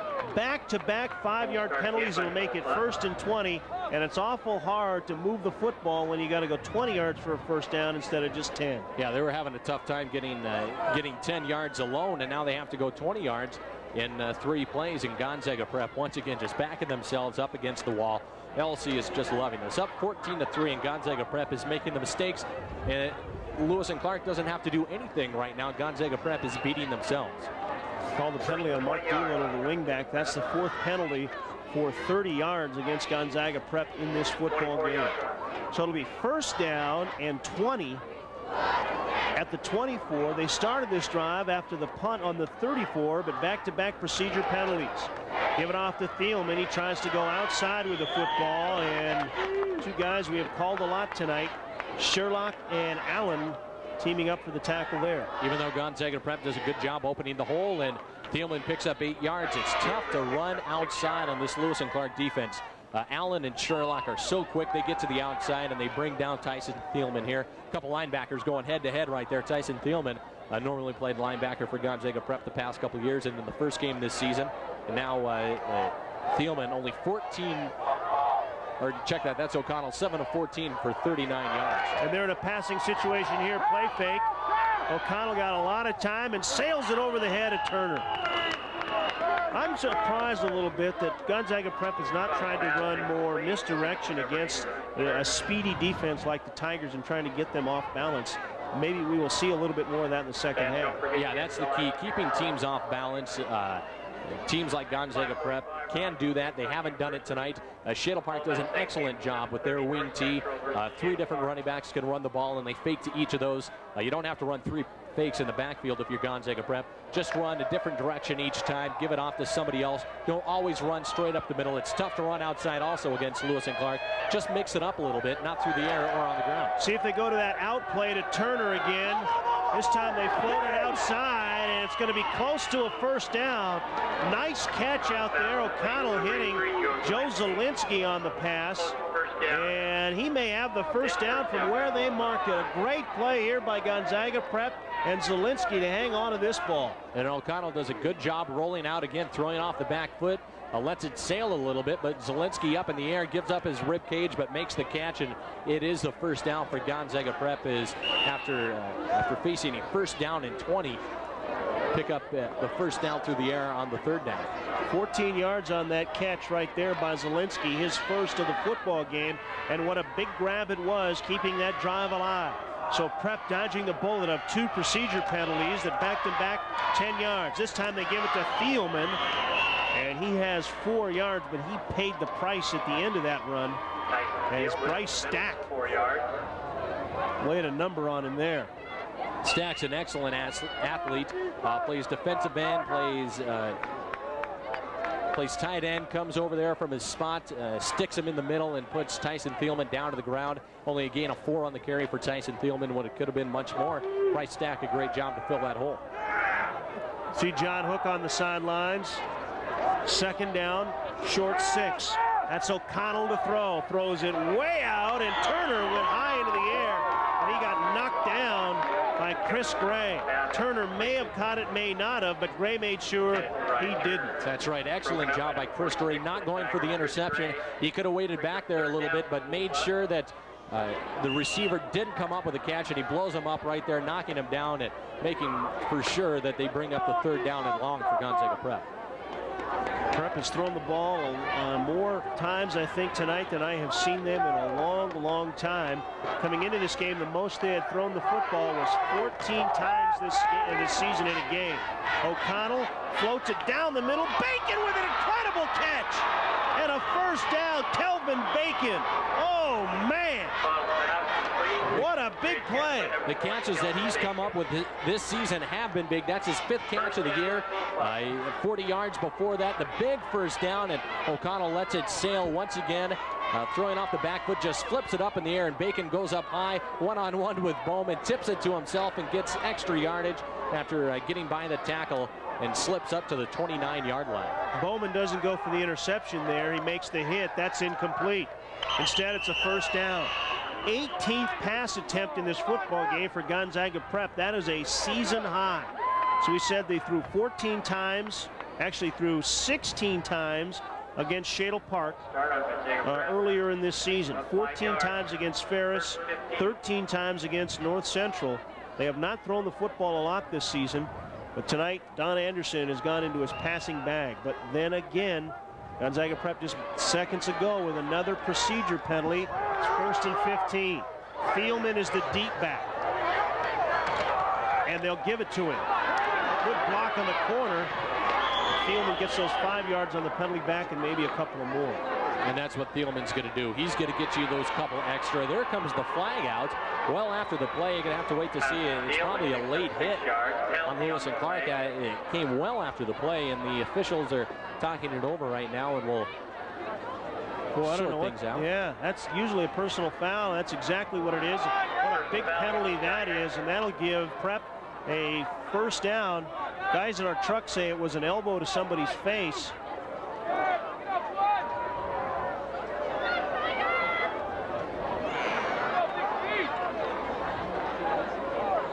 Somebody put a hand. If that was the penalty there, would have been on Allen. I'm not sure that was the penalty. But nonetheless, a first down and 10, ball at the 13-yard line, and another opportunity for Gonzaga Prep. Yeah, Gonzaga Prep had a penalty before that, and then Lewis and Clark picks up the penalty, gives them the first down. You can't do that, especially in your own territory. First big penalty on the Tigers this game, showing blitz. Give it to Thielman, trying to get outside. No dice. Good play by the Tigers. Jeff Wood, and we're going to have a face mask penalty. Yeah, earlier I said Gonzaga Prep is beating themselves. Now Lewis and Clark, the past two plays. A face mask here, a personal foul the play before, and it's just giving Gonzaga Prep opportunity after opportunity. Sooner or later, Gonzaga Prep is going to take advantage of one of these opportunities, and they're going to make Lewis and Clark pay. Here goes Tyson Thielman to the outside right there, number 13. Jeff Wood grabs the face mask and drags him down. He had a nice play to get out there on the pursuit, but then he made a bad play by reaching up and grabbing a hold of the face mask, and then he didn't let go. So it's another first down on the automatic first down on the face mask. First and goal. First time Prep has had a first and goal this game. Give it to Thielman. Runs over a Tiger and gets the ball down inside the 3-yard line. A great pocket created by the Gonzaga Prep offense. They just stood the Lewis and Clark Tiger defensive line up right there. You see no Tigers in the shot whatsoever. There goes Tyson Thielman running over Andy Allen. Andy Allen has made Thielman pay time after time, and then Thielman gets a little bit of his own in there and puts Allen on his back. A great run by Tyson Thielman, lowering the boom on Andy Allen. Boy, he really hit Allen with that play. Ball at about the 2.5-yard line. Thielman, the lone setback. They'll give it to him. Cuts behind the block of Doolittle. Dives. And he's into the end zone for a touchdown. Thielman visits the end zone, and so do the Gonzaga Prep Bullpups for the first time. And that cuts the lead to 5. Great job by Gonzaga Prep spreading out the Lewis and Clark defense. There's Andy Allen, 5 yards off the play. He's been the player stopping the big runs. Gonzaga Prep pushing them back, pushing the defensive line of Lewis and Clark out of the way, and Tyson Thielman dives in and cuts the lead to 5 right now, and trying to make it. Does Gonzaga Prep go for 2 points here? There's only 7 seconds on the play clock. They're not going to have enough time. They're lining up as to go for 2. They're going to get a delay game if they barely snap it. O'Connell will float it out. Confusion reigns with Gonzaga Prep. Both receivers went inside. O'Connell threw it outside. The 2-point conversion is no good, so the Tigers lead it, but their lead is only 5. You're watching Greater Spokane League football between the Tigers and the Bullpups on Extra.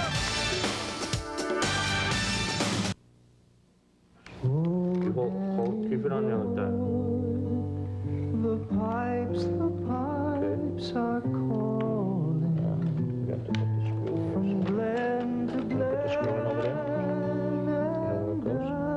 The mountainside. You get in there? Summer's gone and all the roses falling. Welcome back to Joe Abbey Stadium. Gonzaga Prep into the end zone for the first time, but their try for 2 was no good. Don't forget, Greater Spokane League football on Extra is brought to you by Tobacco-Free Washington, reminding you that smoke-free air is only fair. Tobacco-Free Washington is a proud sponsor of Greater Spokane League football here on Extra. Mark Ager tees it up. Flat and Gray back deep, and Eggers hammers the ball down at about the 5-yard line, and that'll be Gray. Got a seam, and he's out across the 30-yard line. Good blocking by the Wedge for LC, and the Tigers will take over 1st and 10. But Gonzaga Prep back in this football game, Jay, with their first touchdown of the game. Yeah, it was an 11-play drive, 66 yards, 4 minutes, 7 seconds. Tyson Thielman goes in for the 3-yard touchdown run. They tried to go for 2. The play clock was running down, and Gonzaga Prep, they could have taken a timeout. Actually, they should have. Anytime you're trying to put points up on the board and you don't know what you're doing, you have to take a timeout. And that's why Gonzaga Prep didn't know what they were doing. 2 wide receivers crisscrossing. O'Connell thinking one guy zigged when he should have zagged and throws it out. It's still a 5-point lead for LC. Give it to Ireland as LC trying to run again between the tackles, and he is knocked down after a short gain there. One of the big guys up front making the hit, Chris Mutton. As there you see the young sophomore quarterback Derek Johnson, whose duties tonight have been basically handed off to Bankston and handed off to Ireland. Well, let's see if the Tigers could get back to that here in the second half. They had a short drive at the beginning of this half. They've had a long way to the offense before they got back out on the field. Misdirection, Bankston tried to cut inside of the block instead of outside. Stop made there by Ryan Clifford, the sophomore linebacker, but not before he's close to a 1st down. And this is how they got things started in the first half, going with Bankston on the misdirection plays. Here he goes on the inside trap with a big block right there, number 72, Curtis Broderson, springs Bankston out for a few extra yards and brings up 2nd and short. Actually, 3rd down and short, 3rd and 1 here. Give it to the human battering ram, Joe Ireland, and he'll have the 1st down out across the 45-yard line. These two teams just going to run time off the clock. This could be the quickest 3rd quarter in the history of football. Yeah, they love to keep the ball on the ground. Both these two teams just run and run and run, and right there, Joe Ireland getting another carry, picks up the 1st down. That's where running backs like him come into play. On 3rd down and shorts, he just lowers his head and keeps his legs moving and picks up those few extra inches that give him a 1st down. Well, they've had 5 carries inside the 10-yard line tonight. They've given all 5 to Ireland. This time they give it to Bankston. Pops it outside, breaks a tackle, runs over Ramirez. Oh, he laid a lick on Ramirez and gets out near midfield. He sees number 44, his teammate, do that, and he thinks he could get to the corner and just lower the boom on anybody. Granted, he's a defensive back and not a defensive lineman. Bankston, a great job to get to the corner, sheds the block, and just lowers the shoulder. And Ramirez has got one of those tiger paws in the middle of his chest right now. Damian Ramirez on an e-ticket ride there, hanging on for all he was worth. Got an equipment timeout. Shane Hartnett has got to come out of this football game. And he walks slowly over to the sidelines. Maybe not an equipment timeout. Maybe got dazed a little bit. Also, don't forget the blood rule. If you've got blood anywhere on your uniform or an open wound, you have to come off the field. Kyle Gleason back into the game as Ireland running over people and got first down yardage before he's finally knocked down by Sam McGee, but not before Ireland picks up another Tiger first down. And the Tiger offensive line does a great job at keeping the momentum going that way. Joe Ireland takes the carry off of left tackle and keeps the head moving, gains 5 yards. He stopped right there, keeps the legs moving, and breaks free from a defensive back. A couple linebackers come in and jump on him, and a gain of 5 and another first down for Lewis and Clark. Tigers on the drive. When they have been able to move the football, they have been getting big yardage on first down runs, and they've got another big run as Ireland tripped up there by Clifford, but not before he gets about 7 yards on first down. Yeah, yardage on first down for Lewis and Clark has been so important this entire season. They've been able to do that tonight against Gonzaga Prep. A gain of 7 on that carry. Joe Ireland gives them a second down and short right now as he was tripped up, or he could have run over Kelvin Bacon, I believe it was. 68 yards for Ireland so far in the football game on 14 carries. Carry number 15 in Ireland. Cross the 35, deeper into Prep territory, and looks like he's got a first down. Nope, they'll move the ball back. Where he bounced down, he had the first down, but apparently the knee went down right at the 35, so it'll be 3rd and short. Here he comes with a carry, sheds a tackle, jumps up ahead and brings up 3rd and short as Gonzaga Prep stopped him. Good call by the official. Ireland, somebody got him by the ankle, but Ireland hopping for first down yardage. That was Shane Wharton, who was hanging on for all he was worth, but not before. LC with another first down. That's where the first down carry comes into play. Could have been a 3rd and 4 right there, but Joe Ireland, all he has to do is pick up a couple extra inches, dives ahead and gets the first down, but not by much. Still a first down with 3:08 left to go in the 3rd. Tigers, how one-dimensional have they been in this football game? 3:04 to go in the 3rd quarter. They've thrown 2 passes. Give it that time, Bankston, good cutback. But it got swarmed over by the Gonzaga Prep pursuit. Bottom of the pile, Clifford again. Good cutback by Bankston, though. That was his only choice. Now, once Bankston starts getting into a groove, you can start to feel the holes, and that's what he did right here. Takes the carries, supposed to go outside, but cuts it up inside after he sees the big block there by Curtis Broderson. But a couple linebackers waiting for the Gonzaga Prep Bullpups to friend a hearty hello to Josh Bankston. Yeah, he did good just to get a yard and a half on that carry. Give it to Bankston. Got a great block on the outside, breaks a tackle, foot race, and Ramirez bulldogs him out at the 20-yard line. What a sensational block by Logan Royce, who is into the game for Joe Ireland right now, and that sprang Bankston for extra yardage. Yeah, Ireland lipped off the field the play before that. There's Logan Royce right there lowering the boom once again on the Gonzaga Prep Bullpups and allows Josh Bankston to get to the corner, uses his speed, picks up the first down on the 20-yard line of Gonzaga Prep. Excellent block by Logan Royce. He blew up Jay Herron around the corner, then Bankston breaking the tackle of Nick Sullivan as they give it up the middle, and Gonzaga Prep gets a good surge. Let's see if we can find Joe Ireland on the side. He's just he's down on the sideline. He's got his helmet off. And without him in the game, it's going to be tough for Lewis and Clark to run up the middle. Although Logan Royce did throw that big block, he gives up 40 pounds to Joe Ireland. And he's not going to be able to take out those defensive linemen like Joe Ireland does. With Ireland out of the game, look for Lewis and Clark to run outside a little bit more. But he's sitting with some of his teammates down on the sideline, as you see. No one working over him, a member of the training staff. Looks like they're just giving him a rest. This time they give it to Logan Royce. And John Hook has called for 44 out of the bullpen, and he puts his helmet on, and it could be Mr. Ireland time again. 3rd down and long. Trying to bounce it to the outside. Logan Royce, he was supposed to go up the middle, but it was stopped there. Tries to get to the outside. Good speed and good pursuit by Gonzaga Prep, stopping Logan Royce, and brings up 3rd down and long. Royce only goes 180 pounds. Ireland goes 215, so it's a little different. But it's Bankston and Royce in the backfield. Bankston on the misdirection, cut behind a great block. Oh, what a sensational block by LeSean Grant. Big number 74 just creamed somebody on that play. I think it was Nick Sullivan who got smoked. And it'll be 1st and goal at the 10. You see Sean Johnson. Oh, big number 74.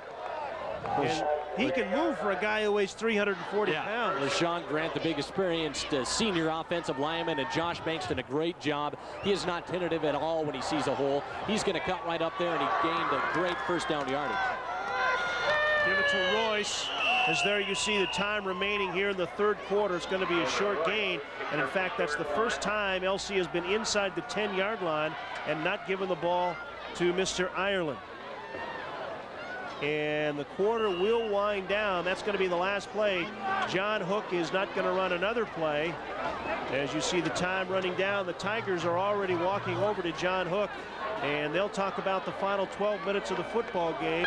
We're going to take a timeout. Tigers lead at 14-9. 12 minutes left in the football season for both these teams, at least as far as the regular season is concerned. The secret's out. Have you heard?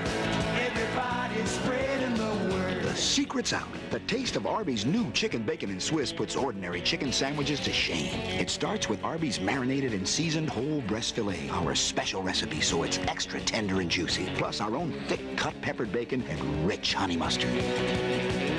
The secret's out. You can't beat Arby's new chicken bacon and Swiss. Try it and taste why it's better out here. Feeling lonely? Need help? Desperately seeking advice? When it comes to home repairs, Valley Bestway Building Supply is your answer. Valley Bestway is teaming up with Diamond Cabinets to help you design a kitchen you'll love. Valley Bestway's free computerized design service gives you greater efficiency and more storage space. All the newest styles and a wide choice of colors with the famous diamond finish. When you need help, Valley Bestway, 11921 East Sprague. Welcome back to Joe Albi Stadium. Start of the 4th quarter. 14-9 is our score. Don't forget, GSL Football on Extra is brought to you by Arby's. Come up to Arby's and try the new chicken, bacon, and Swiss. Arby's, a proud sponsor of GSL Football. Tigers knocking on the door. Ball just inside the 10-yard line. 2nd and goal. They'll give it off to Bankston. He's going to be down at the 5-yard line as Joe Ireland is checked back into the game. Lead blocker on that play, Jay, but there were too many bullpups there at the point of the attack. Yeah, Ireland didn't blow anybody up, but he did a good job holding off a Gonzaga Prep bullpup, allowing Bankston to get to the corner, gain a couple yards, and gets him a little bit closer towards the goal line. That's the first time tonight that Joe Ireland hasn't taken a carry for Lewis and Clark inside the 10-yard line. When he's been in the game, exactly right. They tried Logan Royce the first down. They tried Bankston on 2nd down. It is 3rd down and 5. Could they be dialing 44 here at the 5-yard line? Play fake to Ireland. Johnson will throw it, and he just screwed that one right into the ground there. No chance for anybody to make that catch there. You could see the whites of his knuckles just squeezing the ball before he let it go, and just drilled it right into the ground, not allowing Bryce Stack any opportunity to catch the ball. But a good call by Lewis and Clark on the play fake, faking off to Joe Ireland, rolling to the right side and looking for Bryce Stack. He was open in the back of the end zone. Derek Johnson just squeezed it a little too hard, but Lewis and Clark get to go for the field goal. Kurt Maris in to try and make this lead 8. This is a big kick right here. Kick is on the way. It looks good, and it is good. Maris with a huge field goal that pushes the lead to 8 points now, and the Tigers are back in front by a touchdown and the 2-point conversion. Bullpups and Tigers on Extra.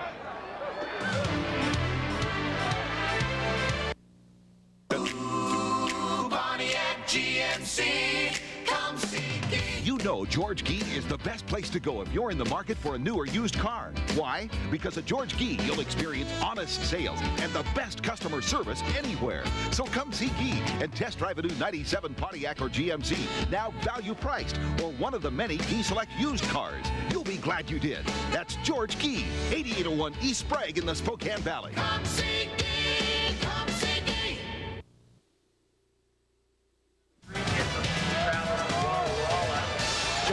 the sidelines talking to one of his assistant coaches. And their team back in a little bit more breathing room, up by 8. GSL Football on Extra is brought to you by George Guy Pontiac GMC. Come see Guy. George Guy Pontiac GMC, a proud sponsor of Greater Spokane League Football on Extra. Morris, who just kicked the field goal, sends that one down inside the 5-yard line, and it's fumbled by Gonzaga Prep. Sean Thacker picks it up at the goal line, and he's going to be swarmed over. Oh, man, Gonzaga Prep did not need that. Starting inside their own 5-yard line, Thacker just couldn't hang on to it. Yeah, Thacker, after it bounced, he had to make a decision whether watch it bounce into the end zone, and when it started to tightrope the goal line, Lewis and Clark was already right on top of him, right there, looking to see if it's going to bounce inside the end zone. It's not. He's got to pick it up, and boom, right there. Lewis and Clark Tigers stop him at the 5-yard line, at the 4-yard line, and Gonzaga Prep down 8 points. They have a lot of green to go.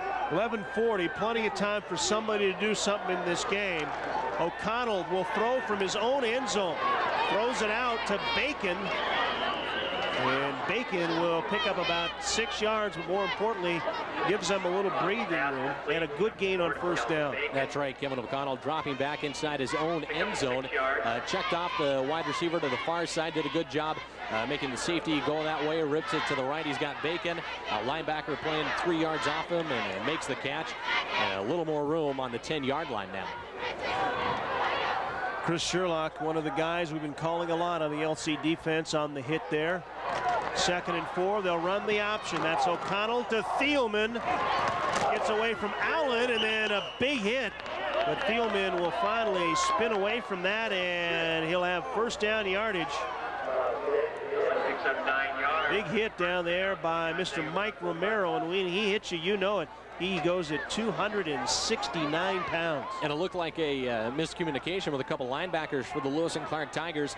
Both of them right there. Goal for Kevin O'Connell. Leaves Tyson Thielman all alone to the right side. Slips a tackle by Andy Allen, and he picks up big yards out to the 20-yard line. Things looking a little better for Gonzaga Prep. Give Romero some credit pursuing that play. Side option, O'Connell. And he'll be stopped after a short gain there. Sherlock on the bottom of the pile. And Stack was also there. O'Connell's big enough on this play. If he doesn't pitch it, they're going to lose, or if he pitches it, they're going to lose yards. So he's got to eat it himself. And he's so big that he's not going to lose yards himself. All he has to do, keep the feet moving, fall forward a bit, and he's going to pick up a couple yards, 3 yards on that carry. 2nd down and 7. Another 2nd and long situation for Bullpups. O'Connell. Straight drop, throws it out. Mark Doolittle, the tight end. Stack wrestles him down, but he'll be close to a first down. Good second effort by Doolittle to try and get first down yardage. And this is something we haven't seen all night for the Gonzaga Prep Bullpups. Just the short possession pass plays. Every time they've tried to pass, they try to go on top. Right now, dumping it underneath. Good hands by Doolittle, catching it. Brings it up to the 30-yard line, and they're going to measure for the first down after the 2nd down pass. So the chain gang motors all the way across the field, and they will set up camp out near the 30. And the question is, does he have it? I think he's got it from the mark. And by half a length of the football, Gonzaga Prep with another first down. So 2 big first downs on this drive. Not so much, Jay, to get into the end zone, but they didn't want to give LC great field position when they had the ball inside their 5-yard line. Now, even if they get forced to punt, they can play a little bit better field position battle with LC. That's right. If they punt right now, they're going to put Lewis and Clark in their own territory. A great job from where they started, back on their own 4-yard line. We'll see the Bullpup sidelines. Some anxious moments right now for them as O'Connell play fakes and will throw all the way out on the outside to Turner. Slips a tackle there. First down yardage. Finally run over by a pursuit of LC Tigers, but not before a pickup of 13 yards on that play. Kevin O'Connell once again showing the strong arm. That is a long throw right there. It only goes for 13 yards, but he's throwing the ball about 30 yards in the air. Good play action fake. Sets his feet right there, throwing off the front foot. Great tight spiral. He hits Ryan Turner, and Turner takes it in stride to the middle of the field and gains, picks up a few extra yards. That was a pretty move there by Turner to gain first down yardage. 1st and 10. Ball at the 43. That's Thielman. And that was a pretty good defensive job there by LC to string it out and then close in on Thielman as soon as he turned it up. Joe Ireland, one of the defenders there to knock him down. Thielman trying to get to the corner. Lewis and Clark doing a good job stringing the play outside, and Thielman had to make a decision, either run out of bounds or try to turn it up. And the birthday boy, as it's Tyson Thielman's birthday, tries to turn it up a little bit. I did not know that. I know everything. I do know that the San Diego Chargers and the Detroit Tigers will go head-to-head on ABC's Monday Night Football. Or the Detroit Lions. Yeah, that's the football team. They haven't been more, maybe the Tigers should play, though. They haven't been very effective. That's Monday on ABC4 as O'Connell throws it right over the head. Don't forget, the action begins at 6 only on ABC4 each and every Monday night. Chargers and the Tigers. That might be better than the Chargers and the Lions. Lions aren't playing very well right now. Only if exactly, the Tigers didn't play very well either. It'd be a good game only if the Tigers still had Cecil Fielder. Yeah, well, he could open some holes. Oh, get me out of here. Zelensky, he's had a problem tonight, O'Connell has, sailing that ball over receivers' heads. He's got to step up and take a hit like that. So far, it hasn't cost him. O'Connell throws that one down the middle. Doolittle hangs on. Oh, man. Mark Doolittle got just ravaged, and one of the LC Tigers is still down. That's Andy Allen. Allen writhing in pain on the field. Look at this hit. O'Connell rolling to the right, throwing into the teeth of the coverage, rips it down. Doolittle makes the catch, bobbles, still has sense enough to bring it in, and Andy Allen got a big pop from one of his teammates, and he's still down on the ground. Watch Andy Allen's head. He's leaning to try and make a play, and then gets hit right there. And quickly the LC training staff, Johnny on the spot there. It's a good sign, though, that Andy Allen is sitting up. We'll check his progress and update you on that as the Tigers lead it by 9. And no, we're going to hang on here. Andy Allen's going to run off the field. Shake the cobwebs out. He'll be back in on the next play. Yeah, he probably will. Boy, that is a scary moment. We were going to keep it here. Nice job by our guys in the truck to make sure we didn't miss this play. As the Bullpups are on the move again.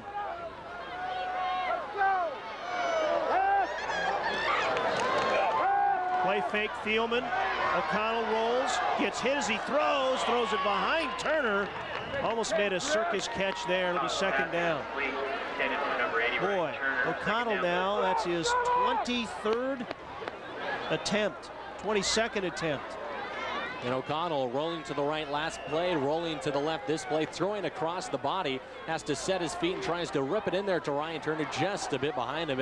If O'Connell sets his feet, he doesn't throw it behind Ryan Turner, he comes up with a big first down catch. Fourth quarter time left. Chris Surlock putting some great pressure on O'Connell there. This is a 24th passing attempt for O'Connell. Throws it in. Good catch, Doolittle. Trying to get away from Tigers. He'll have it inside the 15, down at the 13, and another first down. And Mark Doolittle has been huge on this drive. His third catch in the drive. And the pass on the money by Kevin O'Connell. The play action fake rolling to the right side. Doolittle coming up with his second catch. A first down catch right here. 53 yards through the air for Doolittle. That was his third catch, all three catches here in this drive. So Doolittle, 53 yards, as remember Prep started on their own 4-yard line.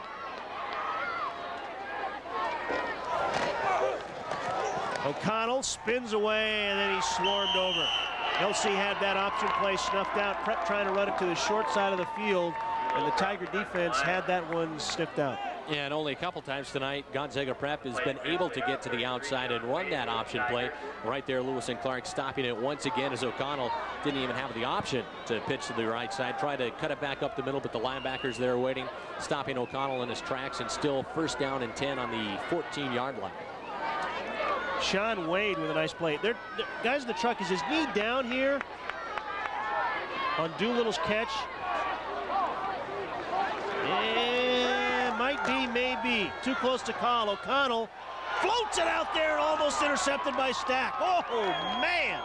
Oh, did Bryce Stack almost have clear sailing there. The linebacker reading that play the entire way is Kevin O'Connell. a few times tonight is set his eyes on the intended wide receiver. Bryce Stack reads that and tries to pick it off. Gonzaga Prep wants a timeout and will do the same. The Tigers leading at 17-9, but Prep knocking on the door inside the 15. Hang on to your hat.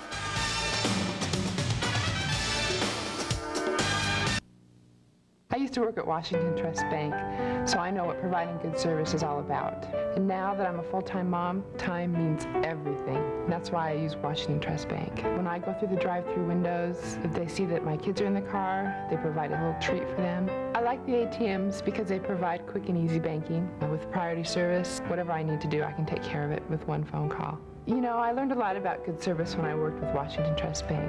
Now that I'm a customer, I know exactly what that means. Well, we knew the rain was coming. We thought it would hold off. It has until the final 7:15 to go here in the football game. Light mist here at Joe Alvin Stadium. I haven't seen anybody putting any umbrellas up out there. Don't forget, GSL Football on Extra is brought to you by Washington Trust Bank, where trust is everything. Washington Trust Bank is a proud sponsor of Greater Spokane League football.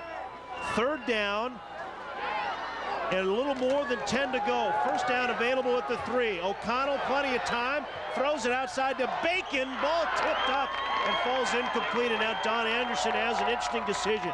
Does he kick the field goal here with 7:09, or does he try and go for it? Well, the way the Lewis and Clark Tigers have been running the ball and taking time off the clock, you're going to be hard-pressed here.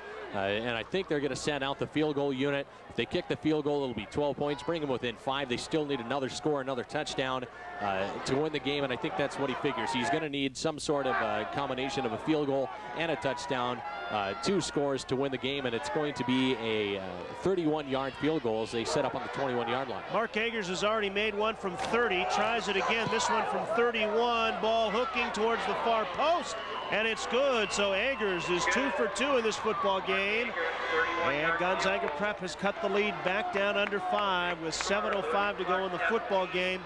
More importantly for Gonzaga Prep there, Jay, that they did not come away with no points again inside the red zone.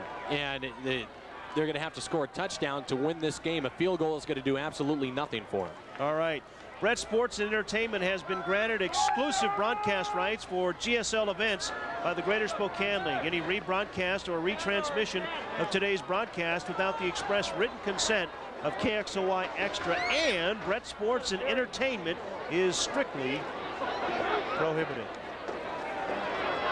Good job here by Gonzaga Prep. The bad snap, but a great job by Brandon Kendall on the hold. And to get it up so Eggers can knock that one through. So both teams now trading field goals here in this fourth quarter of play. LC got one, and Eggers hits his second one, so it is 17-12. I'm sorry, Jay. Lewis and Clark not sending anybody back deep. One person back deep on the 15-yard line, protecting against the ensuing kickoff, which could be an onside kick by the Gonzaga Prep Bullpups. Remember, 7:05, plenty of time left to go. Prep with 2 timeouts, but LC has had 3 long, sustained drives, not only yards, but time. Prep needs something here. They will bang it deep. Eggers will hit it back there. Flat is the only guy back, takes it at the 4-yard line. Trying to come it up the middle, and he is hit. Somebody hanging up. Fumble on the play. Oh, man. LC recovers. That could have been huge. Flat has already fumbled a punt, and now he fumbles a kickoff, and he is still down. The officials are pointing LC's way, still fighting for the pile, and a penalty flag is on the play. It's going to be on the bottom of the pile. Somebody trying to rip the ball away from somebody. Pete Flat fumbling the ball again on the kickoff, and he was wrapped up on the ankles. He's just got to go down. There's the personal foul against Lewis and Clark. Going to move him back 15 yards. They're going to start off on their own 5-yard line. Pete Flat has just got to go down. He's got to realize they're up 17-12 instead of gaining extra yards. That's a good point. Somebody gets him in the hand grab and just take it down there, but man, almost disaster here. Fortunately for LC, on the bottom of the pile was Chris Gray.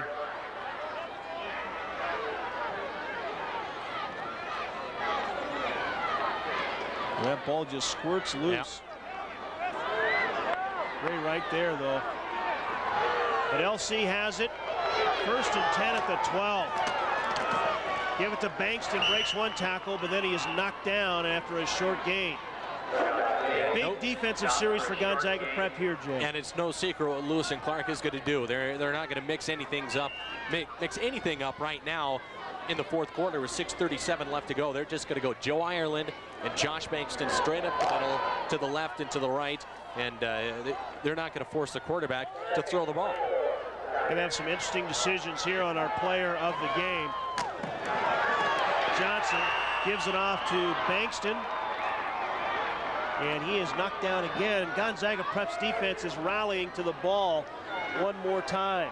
Shane Hartnett again in on the hit. And if they make the stop here on the 3rd and long, they're going to get the ball back with pretty good field position after that penalty when Lewis and Clark was trying to wrestle the ball away from one of the Gonzaga Prep bullpups on the bottom of the pile. So it's a 3rd and 19 right now for Lewis and Clark. Going to have to go to the air. I think they're going to continue to run the football. I think they're going to take their chances by running the football, and that shows you how much I know. As Johnson throws it, was he past the line of scrimmage? He got hit right as he threw the football. A big shot over there for Gonzaga Prep by one of the linebackers, Shane Wharton.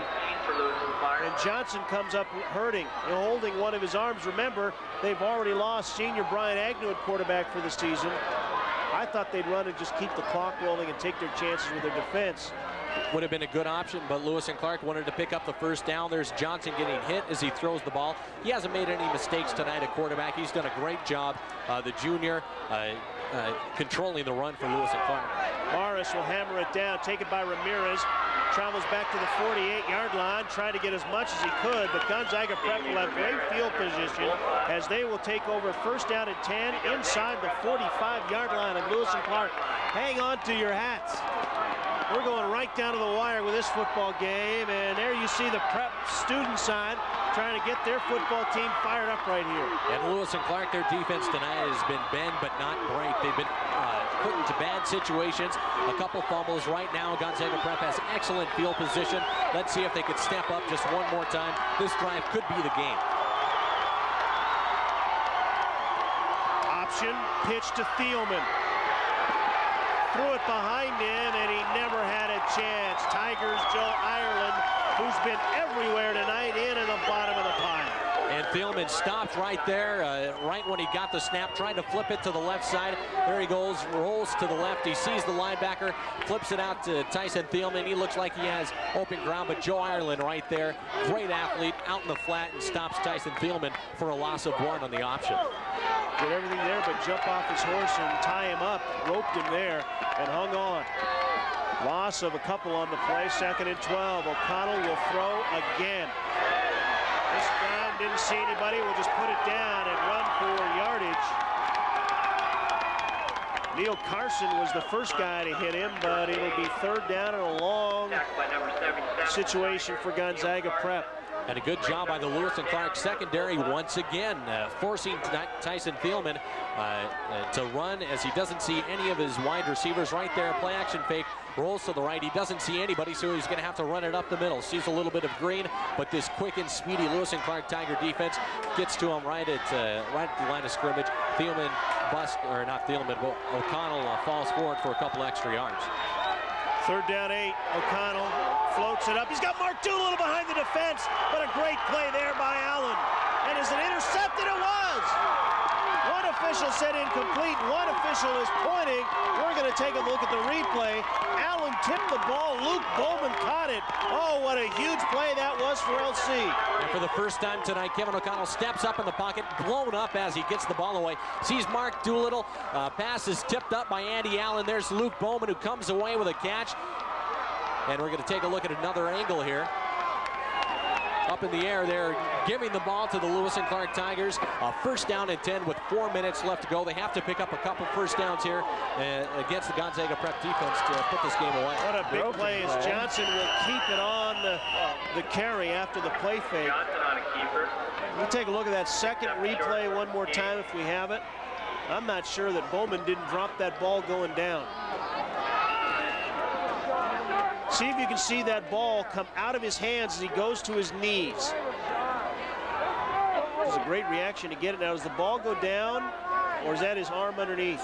I think that's his arm underneath, and a good call by the... I think you're right. I think that was a good call by the official. He had it. What a Johnny-on-the-spot play by Mr. Bowman. Second down, give it to Ireland, and LC going to be very content to run this ball and see if they can get first down. One more look at it. See if you can see the ball. This one is tougher, I think. Bowman, does that ball come loose there? Look at that ball squirt out there.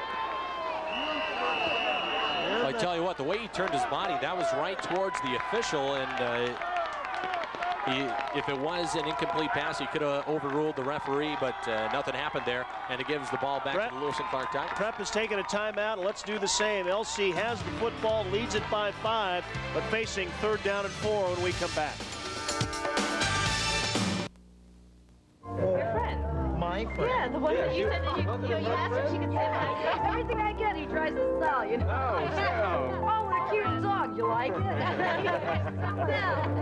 Anybody hear from Bill? He called Tuesday and said he couldn't decide whether he should buy or rent.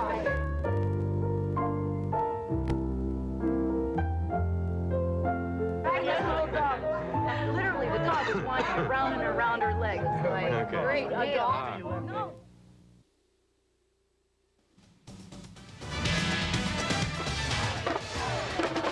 I'll tell you what, coaches are sweating some bullets right now. John Hook surrounded by his offensive unit of the LC Tigers. 3:08 to go in the football game. Gonzaga Prep has just burned their second time out. LC, 3rd down and 4. The ball at the 28-yard line. A first down here by Lewis and Clark could almost run the clock out in this football game. This is a big stand by Gonzaga Prep, and they got too many players on the field. Did he get off in time? Yes. Give it to Bankston. He's going to be awful short for a first down, or awful close to a first down. He may have it on that spot. Yeah, I think the spot they give him, they do give him the first down, and that's going to bring the clock down under 3 minutes after they're going to start it, after they set the chains. And Lewis and Clark up by 5 points, can just afford now to hand it off Bankston to Ireland. Derek Johnson is going to keep it himself. So it'll be first down and 10, and the clock will roll. Remember, Prep has 1 timeout, and you know Johnson's going to hand the ball right there to that man, Ireland. Short gain there. Does Prep use their timeout now? Nope, the clock will continue to run. So LC will be faced with a second down. Lewis and Clark going to use the full complement of 25 seconds on the play clock. Also, Ireland, once again, the carryover left tackle. Great surge by the offensive line of the Lewis and Clark Tigers, allowing Ireland to cut up that seam. They're going to call it a long or short 4 yards on the play, so make it second down and 6. And watching Johnson snaps, and ball on the ground. Oh my! Who's got the football? It'll look like the Tigers to begin with, and now they come out. Gonzaga got it. Oh, what a big break there. Chris Mutton stealing the football in the pile, and oh my goodness, Gonzaga Prep has got a chance. There ain't nothing like mutton, I guess they say. The fumbled ball on the ground. Lewis and Clark looks like they got it wrapped up. Gonzaga jumping all over it. They got 5 white shirts in there. Only 3 Lewis and Clark Tigers. Gonzaga comes up with it, and a new life under 2 minutes left to go. And Gonzaga's Kevin O'Connell runs out there with a play. First down and 10 on the 32-yard line of the Tigers. Remember what the coaches said before the game. John Hook said we can't turn it over. Don Anderson said we need to capitalize. Whoever does the big play here, as O'Connell spins away from one guy, but not there. And both sidelines have taken their turns erupting on back-to-back plays here. The offense of Gonzaga Prep is beating teams on the big play, just surprising them. Lewis and Clark right now, the big play defense, stopping Kevin O'Connell, rolling to the right side, tries to get out of the pocket, but the big defensive lineman stopping him right there, not allowing him to get to the outside. Second down, loss of 5 on that play. O'Connell will hang that baby up deep. Turner's down there. Ball out of bounds. Coming down with it was Luke Bowman, but he was out of bounds, and that'll be 3rd down and long here. Well, it looked like 3 people had their hands in on that, but everybody had a foot out of bounds. 4 people over there, 2 for Lewis and Clark, 2 for Gonzaga Prep. Bowman comes away with it, but just out of bounds. It stops the clock with 1:19 left to go, and a 3rd down and long, 2-down territory here for Gonzaga Prep. They have 2 chances to get 15 yards. Absolutely. They still have 1 timeout remaining, and don't